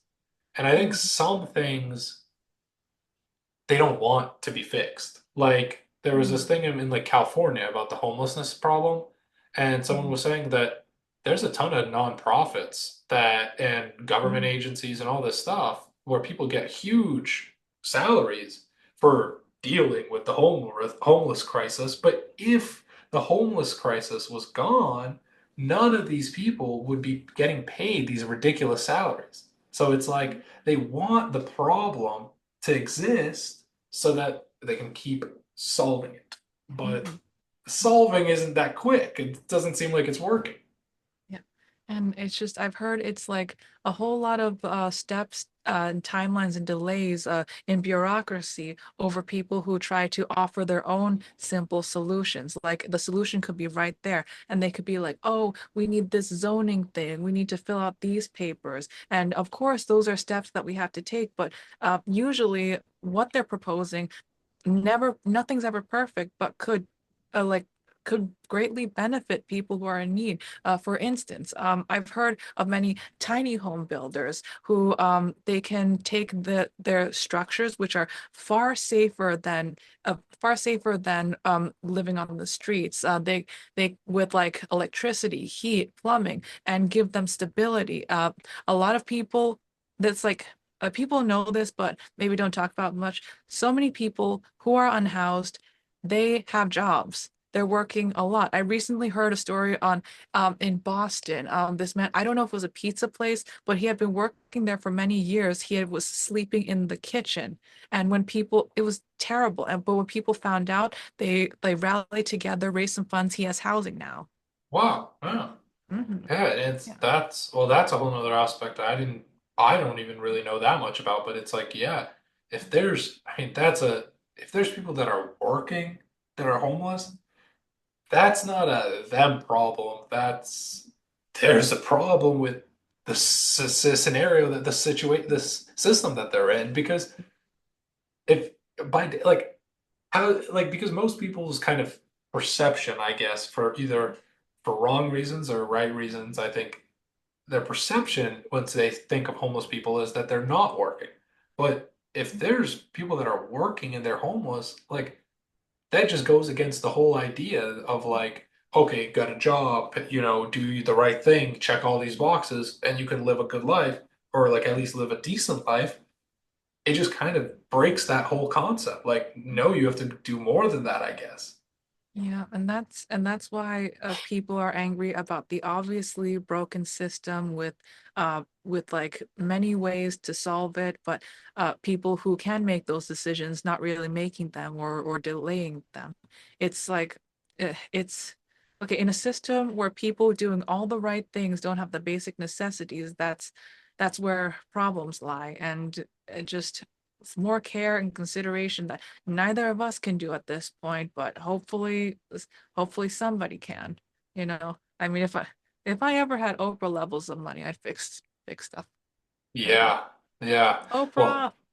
well, that's the thing is like sometimes I think like it don't like I don't want to be too pessimistic, but it almost seems like by the time people get to that kind of wealth, like Oprah level or like to the kind of wealth where they could fix it, just seems like those people don't. Like, Oprah probably could do a lot, or like even people richer than her, like Bill Gates or Jeff Bezos or even Elon Musk. Like they have enough money to do stuff like that, but it just seems like by the time they become that person, they don't want to do it anymore. Yeah, Where it's and like, I don't know, not that it breaks you, but that it might kind of take that empathy out of you.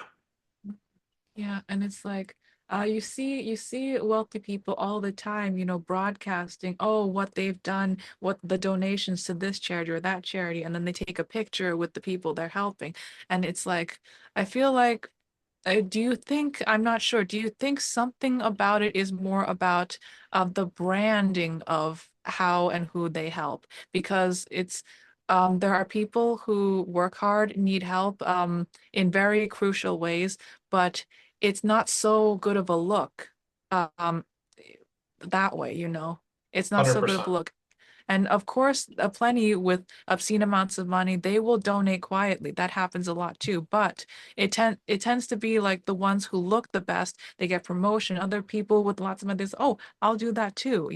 Just the ones that look nicer, almost in a way. Oh, of Like course.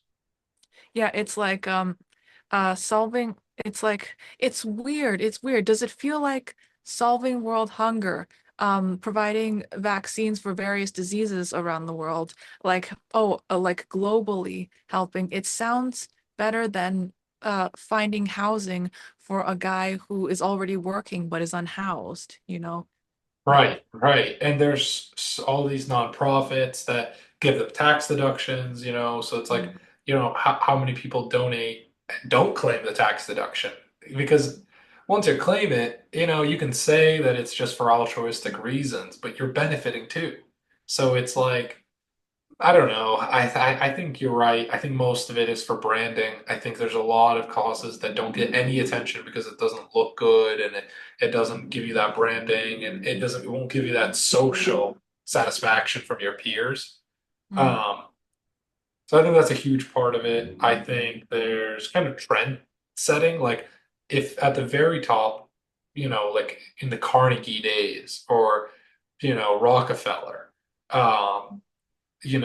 The one of them will build a train station, right? Someone else who's maybe a little less wealthy will be like, "Oh, I like that idea. I'm going to build a museum." And then someone who's a little less wealthy will see that and they'll be like, "Well, I can't build a museum, but I'll build a park and I'll call it after my family." So even in those situations, they're trying to put their name onto it. And the idea is kind of like I'm going to give this to the people while my name is on it, so everyone will always know I gave it, you know? So it's like even in things that seem pretty altruistic, there's always some reason why it's happening. Either they saw someone else do it and they want to be like that wealthier guy, or they want their family to respect them, or they want their peers to know that they did it. mm, It's yeah. it's Yeah. Yeah, and of course, like all the issues in the world are so tough and complicated. No single person, no matter how wealthy, could solve all of them. But I guess, mm, and anything we could do is just examining them as a collective and trying to figure out better ways. I don't know. It's like sometimes I think like what if everyone just genuinely working together on something would actually be more powerful than even the wealthiest of wealthy people? Like what if because it's like sometimes I think like it's almost like there's a preconceived notion that it takes money to help people. But what if like everyone together could help each other more than any money in the world? Because, you know, I think like money is energy. Like it's conveying like if you put money into your business, it's putting energy into the business. That's kind of the life source of the business at first. If you're putting money behind an idea, that's like you're giving it energy, you're boosting it up. But I also think like if 10,000 people worked on an idea, that's also energy, like that's also can make an effect. So I don't know. I think that one day maybe um, people will realize how strong they are together in a sense. Mhm. Yeah. I guess it's something about it's like not messing up in the same old ways, but trying to find new ways collectively, but also realizing that we can never go into the process of thinking that there's even a possibility of perfection, you know? Yeah. That's true. That's true. There is no perfect solution to anything, Mm. really. Yeah. Yeah, that's interesting. Hmm. I don't know. It's like I think each of us has different ways of thinking about it and going around it. Uh, I guess in my case, I just tend to look at the little details, um, like um, like tying shoelaces, in a way, you know, like not like if I can give an example, maybe Hmm. it's just like so a lot of endangered animals are poached, but the people who poach them tend to they tend to not be wealthy. They need that kind of money. And Oh, it's like, yeah, it's like so I watched this episode once, I think it was a PBS documentary about pangolins. They were talking about how they found a poached pangolin from a trapper and they were angry at him. They explained that he needed it to pay for his child's education. There's no public education there, and but they weren't giving any sympathy towards him. So it's like I think hmm. it's where it's it's it's like seeing the situation from their point of view and what is the way to get out of it. And if you don't like how they get out of it for themselves because they need to, give a better way which everyone's happy with, you know? That I think is also, yeah, it's the perspective is everything, and it's also can you provide a solution? Like, do you have a better idea? Because just criticizing people and saying, oh, well, you're doing this. Well, do you have a better solution that you propose? Because that's the real question. Because if you're not proposing any solution, then you're just criticizing and making the problem more evident, I guess, which doesn't help anybody. Um, I think perspective is everything. Like, there's a video recently I saw was explaining how like just even a piece of paper, like if you're looking at a sticky note or something. If you look at it like this, it's a it's just a line. But if you look at it like this, it's a square, which is four lines. So like just looking at things from different perspectives changes the whole game. So it's like from one perspective, you're seeing that he's poaching a rare, endangered species, or that's pretty bad. But from another perspective, you're seeing a guy who's taking care of his child's education. That's really good. So it's like in one scenario, you have two polar opposite, ways to look at it. It could be an incredible thing, or it could be something really bad. So it's like I don't think that everything is black and white. I think there's a lot of understanding that needs to happen from all people about everyone around the world. Like yeah, I think we all do something that someone else in the world might see as terrible, and we all see some actions of other people as terrible while they're doing something good. Yeah, the world is it contains multitudes, it's so complex. Sometimes even the people who are spending the most time and energy trying to fix things, they say it's a lot like they're trying to plug all the holes on a ship, but every time they plug one, another one comes loose. They only have a certain amount of fingers, you know. Yeah. Exactly. Yeah, yeah, I can definitely see that. Yeah. Yeah, that's a Yeah. good visualization. Yeah. I guess I guess we can look at some good things that have happened over time. You know, it's like different things are getting better or getting worse, but I think they did a documentary once about global food production and how modern agriculture there's issues with the use of pesticides and such. There's issues with land with managing the land and such in certain aspects like well, we don't want another dust bowl or anything. Yeah, but they found in the past few decades a world hunger rates have decreased dramatically. Like they've incredibly much. It's like they've gone to areas where decades before there were many people starving, and now you can see people are just healthy and looking fine and living their life. And it's more than a double-edged sword, I'd say, because also they've looked at you know, modern foods and how it's not poison or anything, but they have seen that growing them in certain ways, it reduces the nutritional density in certain Oh, aspects. oh Yeah. yeah. Oh yeah, of course. And I mean, even I was in Spain and the tomatoes look different like than the tomatoes here. I Yeah. mean, it doesn't take like a scientist to just taste it, and I Yeah. could immediately see that this is a different thing. This is tastes way better and it tastes more natural. Like Yeah. it's like how would the same vegetable look different in like you know what I mean? It's like it doesn't even take a scientist to realize that. So I think yeah, people are starting to realize, and I do see a lot of people um like posts about teaching people how to grow some vegetables in their own backyard and like sustainable farming kind of in your own house, like in your own property, which is good. I see that people are kind of realizing that.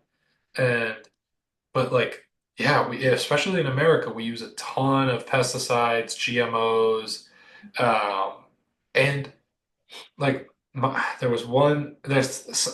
Some people will say, first, for example, oh, a big common argument for why we use like fructose corn syrup, for example, in sodas, people will be like, oh, well, it's more beneficial. Like we have that material, right? We have whatever fructose, the ingredients to make it, so we make it. It's better for us, like for our economy.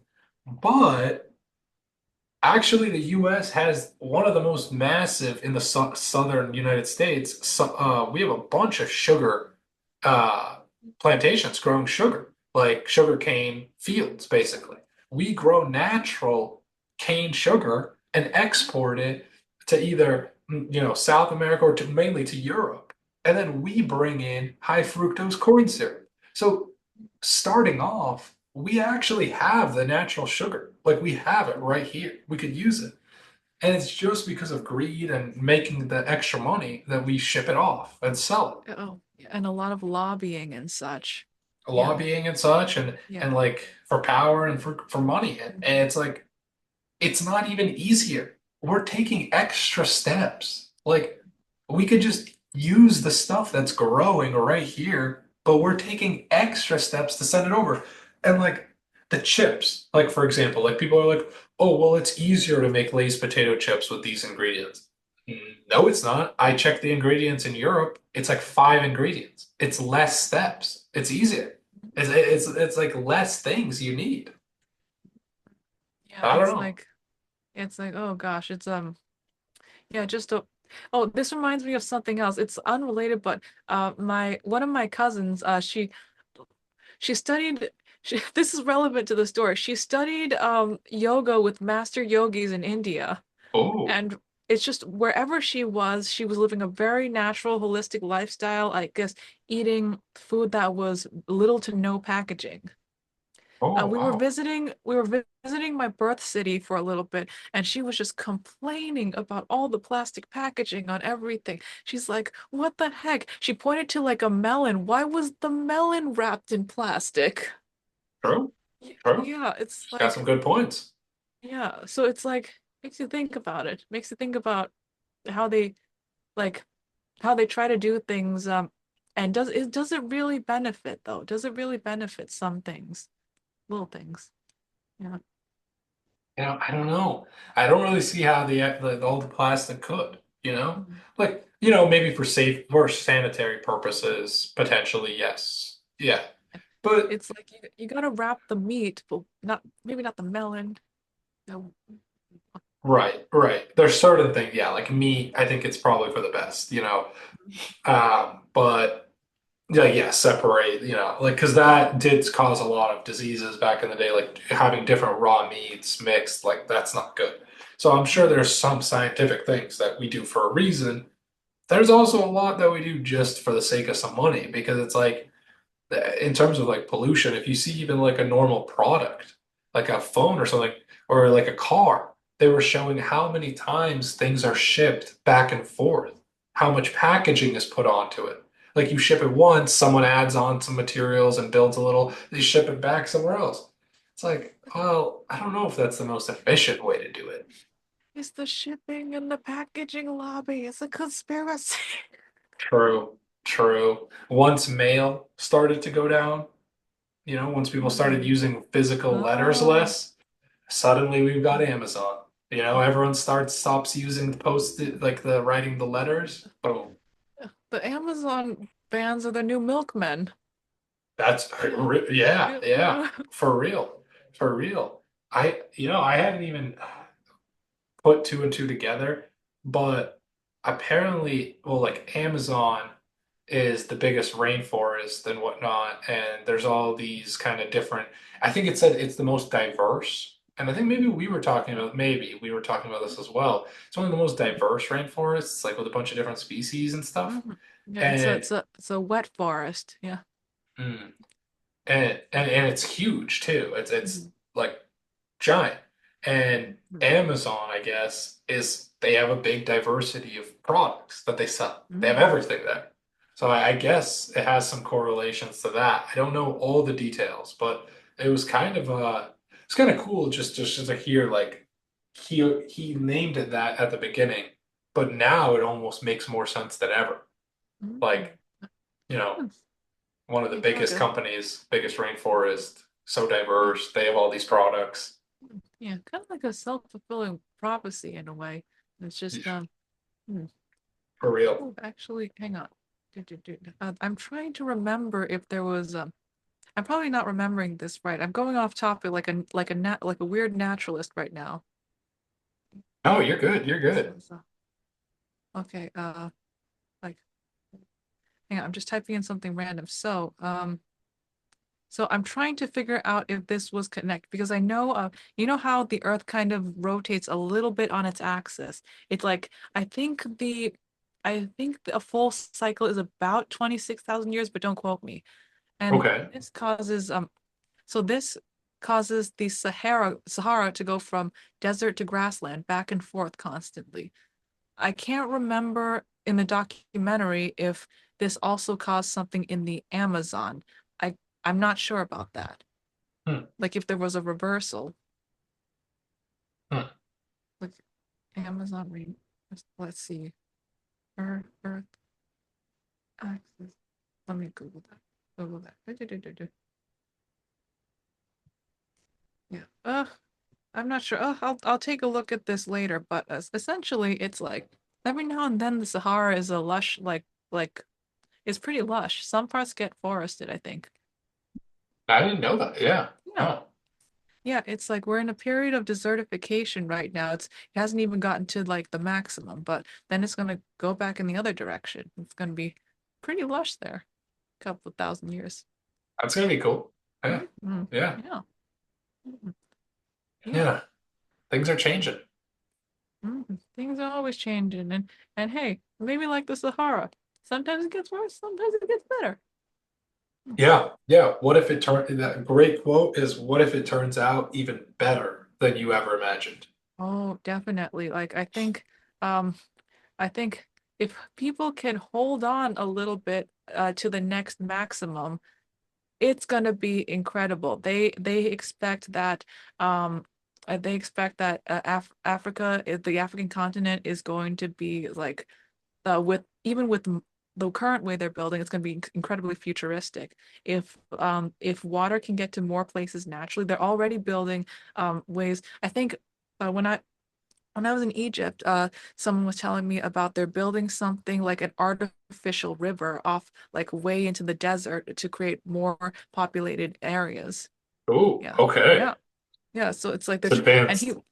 he was kind of laughing about how they're trying to make it the new capital, but I mean they've done it before. They've built big cities in the desert before.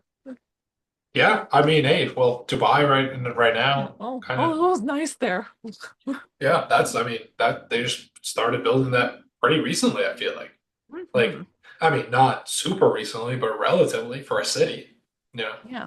And so it makes you think it's like the types of cities uh that could be built in an almost tropical landscape there. One which will happen. Yeah. Yeah, that's interesting to think about, like how things will actually naturally change. Mhm. Yeah. Hmm. Hmm. Yeah. That's one of the cool things when you go there. It's like you can tell, even though it's like really dry and deserted right now, you can see where the water was in certain parts. Yeah. Yeah. That's I guess that's what kind of like how it is on Mars. I mean, after a long time, it's like you don't even really think about what it looked like in the past. But I don't know if it means I'm like pessimistic or something, but I think like I don't know how many times like if I'm imagining something, I don't know if I've ever thought that it could be because I don't know why that quote stuck out to me. Maybe it's for this reason, but it's like I feel like usually maybe people in general also they don't really expect it to go better than what they imagined it to be. Like Mm. people always either imagine that it will be worse than they thought, or it will be what they thought, or they're kind of like, I hope it's this, but they don't really plan for it to ever be better than their maximum imagination, Mhm. which Yeah, is it's also the possible. yeah, it's like we catastrophize sometimes, and sometimes bad things do happen, and then other times they don't. The world is a complex place. I learned that trying to play D&D with some friends who play D&D. The 20-sided dice is a nightmare. Oh, dang. Yeah, Yeah. that sounds serious. Mhm. Yeah. 20-sided dice is no joke. Yeah, but to those who play, hey, sometimes you get a nat 20. Yeah. Yeah. Hey, well, I mean, there's like I have a few other bullets here. It's we don't if any of these are not too on topic, but that we can skip over them. But apparently, this is an AI art kind of news. Mm. Yeah, have you heard of Oh, had the Chris was it the Christies or the Sotheby's? Which one was it? Christie's? Exactly. I Christie's, was yeah. about to ask you. You heard of Chris? Yes, Yeah, they had I've an heard. AI art auction, which Mhm. brought in a lot of cash, but a lot of people Mhm. signed protests for it. Like they signed a petition, I guess. Um, and it had one cool one where it was like a painting by a robot that every time someone bids $100, it paints a new edition. So, and he's saying, "Oh, I want to leave the interpretation up." It's like, no, dude, we know what you're doing. It's fine, but we know. It's like, Oh, yeah. I don't know how. I mean, see, like some of the artists were saying their AIs were trained on their own art or like their own styles and stuff like that, which Mhm. is pretty cool. Like at that point, like, Mhm. how can anyone really be mad? It's just kind of using like a tool. But another really good point was, I think maybe it was the guy who was running the auction in response to all the protests. He was saying most art by just artists without using any tools is a rendition or a inspiration of other art they've seen. Like nothing Mhm. is, he was saying like no, most stuff isn't 100% original. Like people get Mhm. inspired by other art, they make a piece of art. So it's like, yeah, I don't know. I think this is just, I think in a way, this is a modern continuation of general art discourse as it has always been. As long as they better make sure it's legally robust, as long as it is trained upon images they either own or have permission to use, then legally there's no issue here. Right. But yeah, but I think in a oh God, I went to a design school and there we spent half an hour critiquing one guy's work. He dropped I remember, and everyone's work is like is there's value in everyone's work and how they do things. But I'd say like to a regular person, if a guy drops a drop of painting on the middle of a blank paper and tilts it to the side for 1 second, and that's the piece he brings in, most people wouldn't understand how we could spend half an hour talking about and discussing it, right? But Right. the art world is always like that. Um, and in a way, this is just an extension of the branch of it, I guess, for modern discourse. Yeah. Yeah. Yeah. I mean, and it poses some great questions. Like, I guess what's the limit? That's the thing. It's like, even if it just took work from other artists that's public, you know, but it took work from like 10,000 artists and just took a 1% or 0.1% maybe from a few of them as inspiration. Is it any different than just a Mm-hmm. human artist who looked at a bunch of paintings at a museum and then went home and painted something? because Mhm. subconsciously we all are using things we've seen before, you know? Like you if you go to a museum and then you paint something, chances are you're going to paint something in the style of Mhm. one of the things you saw. Like Mhm. something will remember stay with you. Mhm. Yeah, I guess it's the classification of it.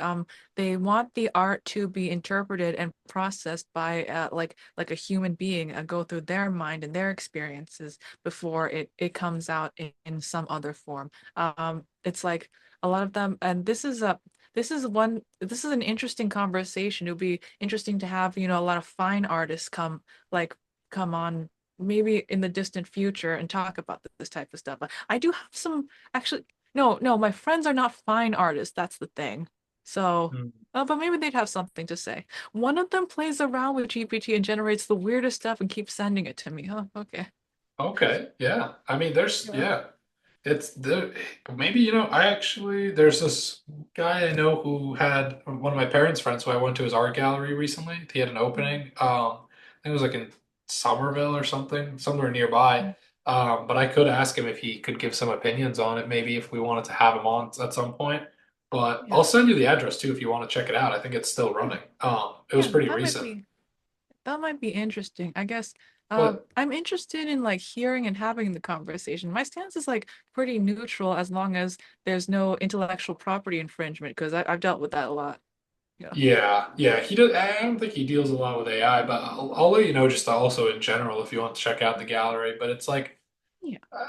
I'm just thinking like as long as people aren't, you know, just blatantly, like you said, the copyright infringement, like if it's not getting into that kind of territory where you're just taking other people's art and redoing it, like I don't know if I have too much of a problem with what Christie was doing. I don't know. Maybe I just don't understand the art world that much, but like, Oh, but I get it, man. It's so many things. It's what is it's like a many-headed beast. I can't remember what the saying was, but you know what I'm trying to say. It's like a yeah, hydra.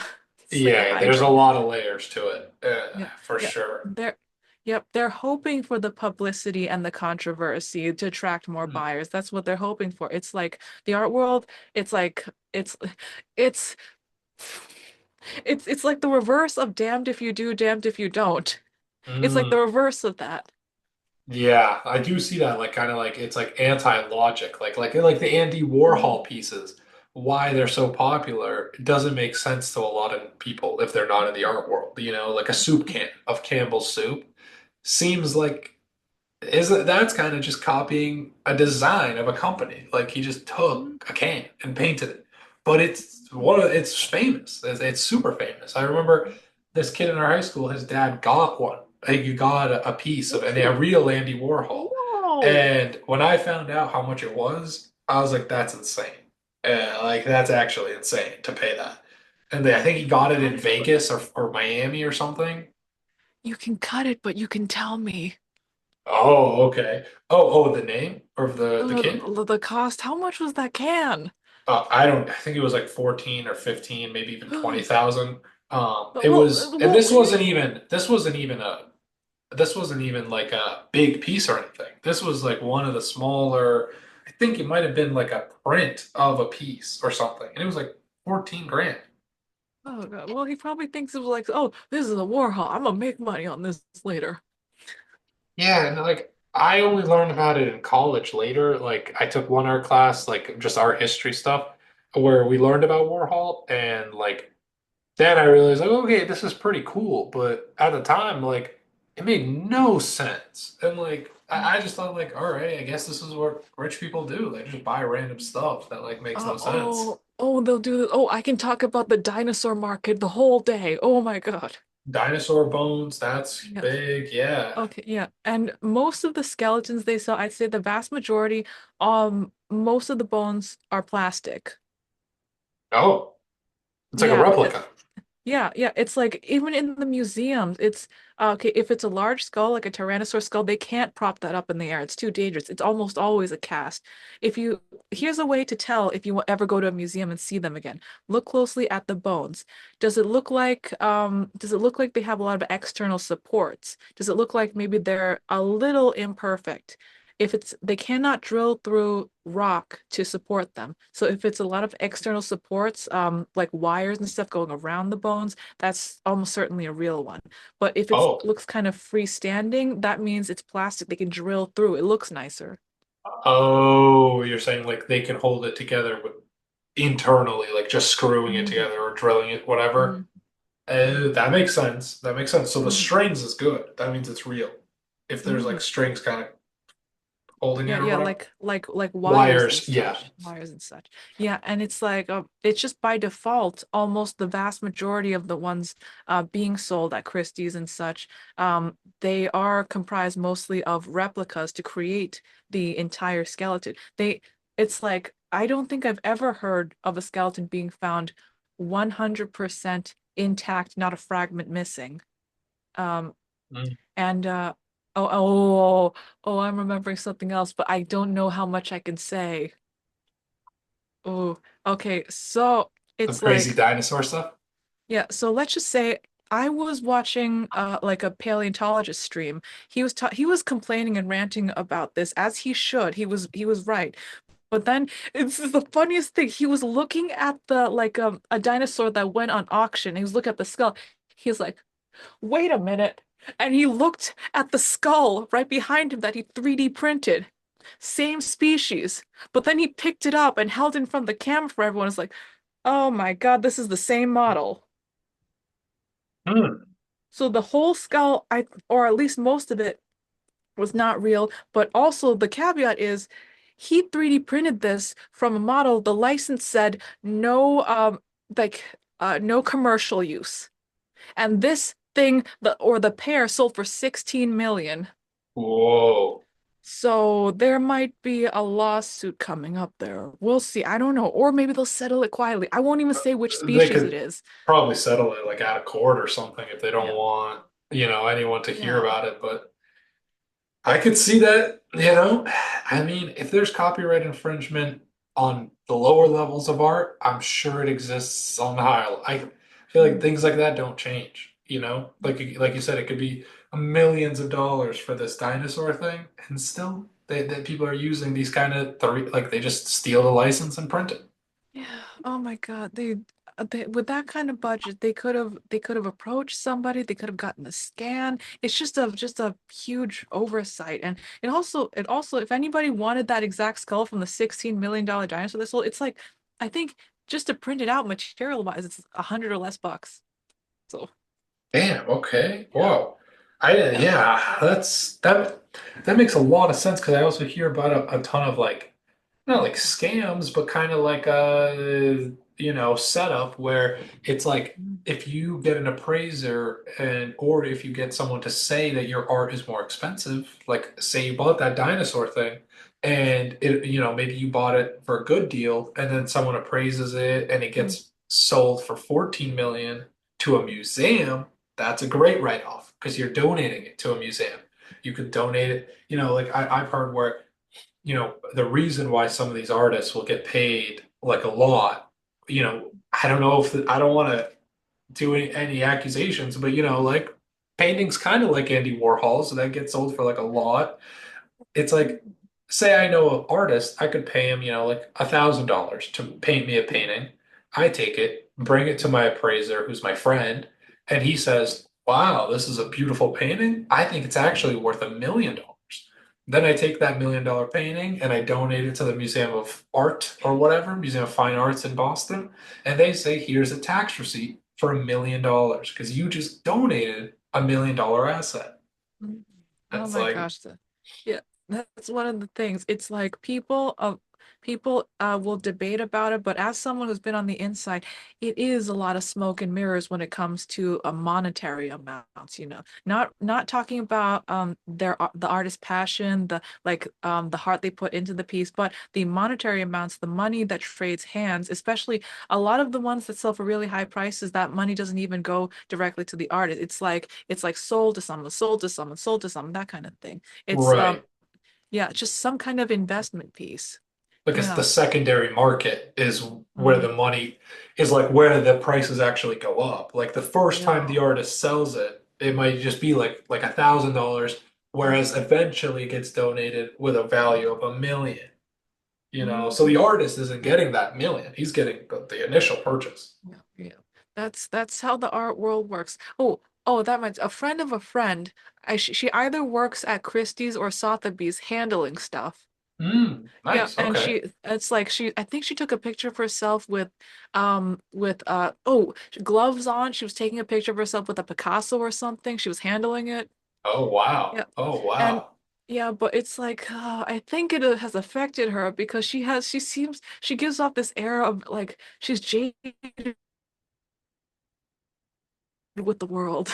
She's what? It's sorry, it just cut out. You know? It's like oh sorry. Oh yeah, it liked mine. It's like she's jaded with things. It's like I think she has an art degree too, and she was just there. She was just like and we hear about her opportunities and she went to an island once for stuff. It's like, oh, that's so cool. She's like, this world, we live in a society. So maybe she's seen too much. Yep, yep. I guess Mm, how they say once you see how the sausage is made, mm-hmm. Yep, yep, maybe yep. it's not as exciting Yeah, anymore. it's not. I'll tell you that. Okay, I actually do. So, one thing I'm doing right now is I'm 3D printing a full-size T-Rex skull. Oh, okay. That's It's gonna awesome. take a while. You might not see it for a very long time. It's gonna take That a is while. sick. How are you Yeah, where are you putting it after? You think you're gonna just have it as a decor? I can't put it in here. I'll figure it out later. How big is it? I'm just it's okay. Okay, I think it's wider than my door, so I can't even glue it in here. Oh, Well, glue all of it. I can oh, glue the jaw. I can glue the jaw, maybe half the skull and then the other oh. half. But like, I think the skull is like it is long. It is a long ass skull. Oh my gosh. Yeah, that's way bigger than I was thinking. Oh, okay. So this is an Yeah, exact one-to-one replica, one-to-one size replica. wise. Yeah, yeah, Okay. yeah. From that same artist who had their who had the thing sold at auction. Probably Oh, didn't know. He's probably yeah. He knows now though. hey. No, that's very cool. Yeah. Once you want, if you get that done, let me know. I would love to see that. That's Actually, crazy. hang on. I can pull something right now, actually. Hang on. I'll be right back up here. Okay. Okay. Okay, so I recently 3D printed this one, if you want to see. Oh, it's a yeah, Oh, it's that a looks, baby triceratops. that's Yeah. sick. See, it's made out of wood filament. Wow. Yeah. Okay. It's kind of flashing in the camera. That's cool. Yeah, that is nice. Yeah. It's like I get obsessive and I offer everybody 3D printing all the time, but it's like you could make cool stuff. The details on almost like Yeah. the cracks of the Yeah. bone. Oh yeah, this guy's a good he does reconstructions for museums. He does research. He knows his stuff. This is scientifically accurate. Dang, that is really cool. That's some like Nicolas Cage stuff, Hmm you know? He overpays Nicolas Cage. You just get the I this wasn't even one spool. Oh my gosh. That's awesome. If you want one, I am printing too many. All right, Oh, yeah. I mean, if you ever have any extras, let me know. I mean, that is okay. sick. Okay, hang on. Let me see what I have on file. Okay, so do you want a baby T-Rex skull, Velociraptor, or the Triceratops? I don't know, whichever one you don't want, or which if you ever have I any can just extra print one, unlimited amounts. You can get all three if you want. are they? It was which one? That one was the baby T-Rex or Yeah, this was the Triceratops. I can oh grab the baby Triceratops. Oh T-Rex. Triceratops. Yeah, Okay, okay. Hmm, yeah. hmm, hmm. Mm. Yeah, then maybe a baby T-Rex or something. I mean, Okay, okay. don't worry about it, but like if No, you have time I or if have it a comes up, tiny house. It's right there. I'll grab it. Hang on.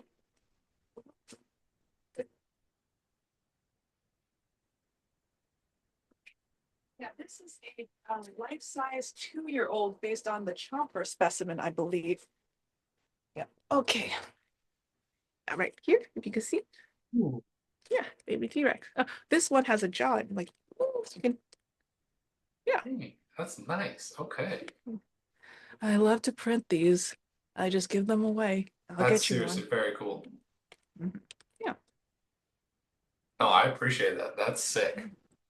I'll put it on the list. Print baby T-Rex.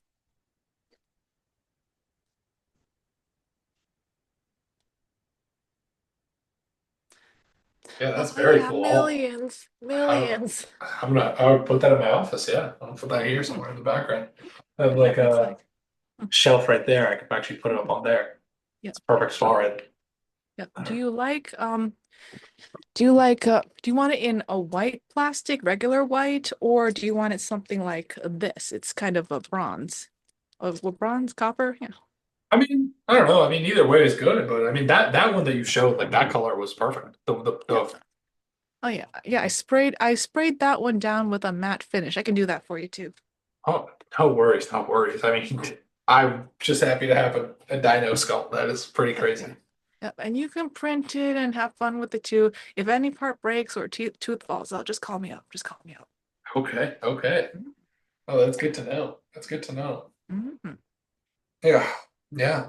I think hey, I mean, I think we've been going for like an almost an hour and a half, maybe 2 hours, or an hour and a half, I Oh think. dang. Oh, I whoa. think, Okay. yeah, yeah. I think we got some good material here. I mean, Mhm. honestly, had some great conversations. Yeah. I think people are going to enjoy it. I don't think anyone will be too upset if we close off the recording. I mean, we can stay on after as well, but Yeah. um, Sounds just good. to finalize it here, yeah, I mean, I hope everyone enjoyed, and I hope everyone has a great week. Today's February 27th. You know, we're signing off here. It's 3:47 p.m. Uh, hope everyone enjoyed. Yeah.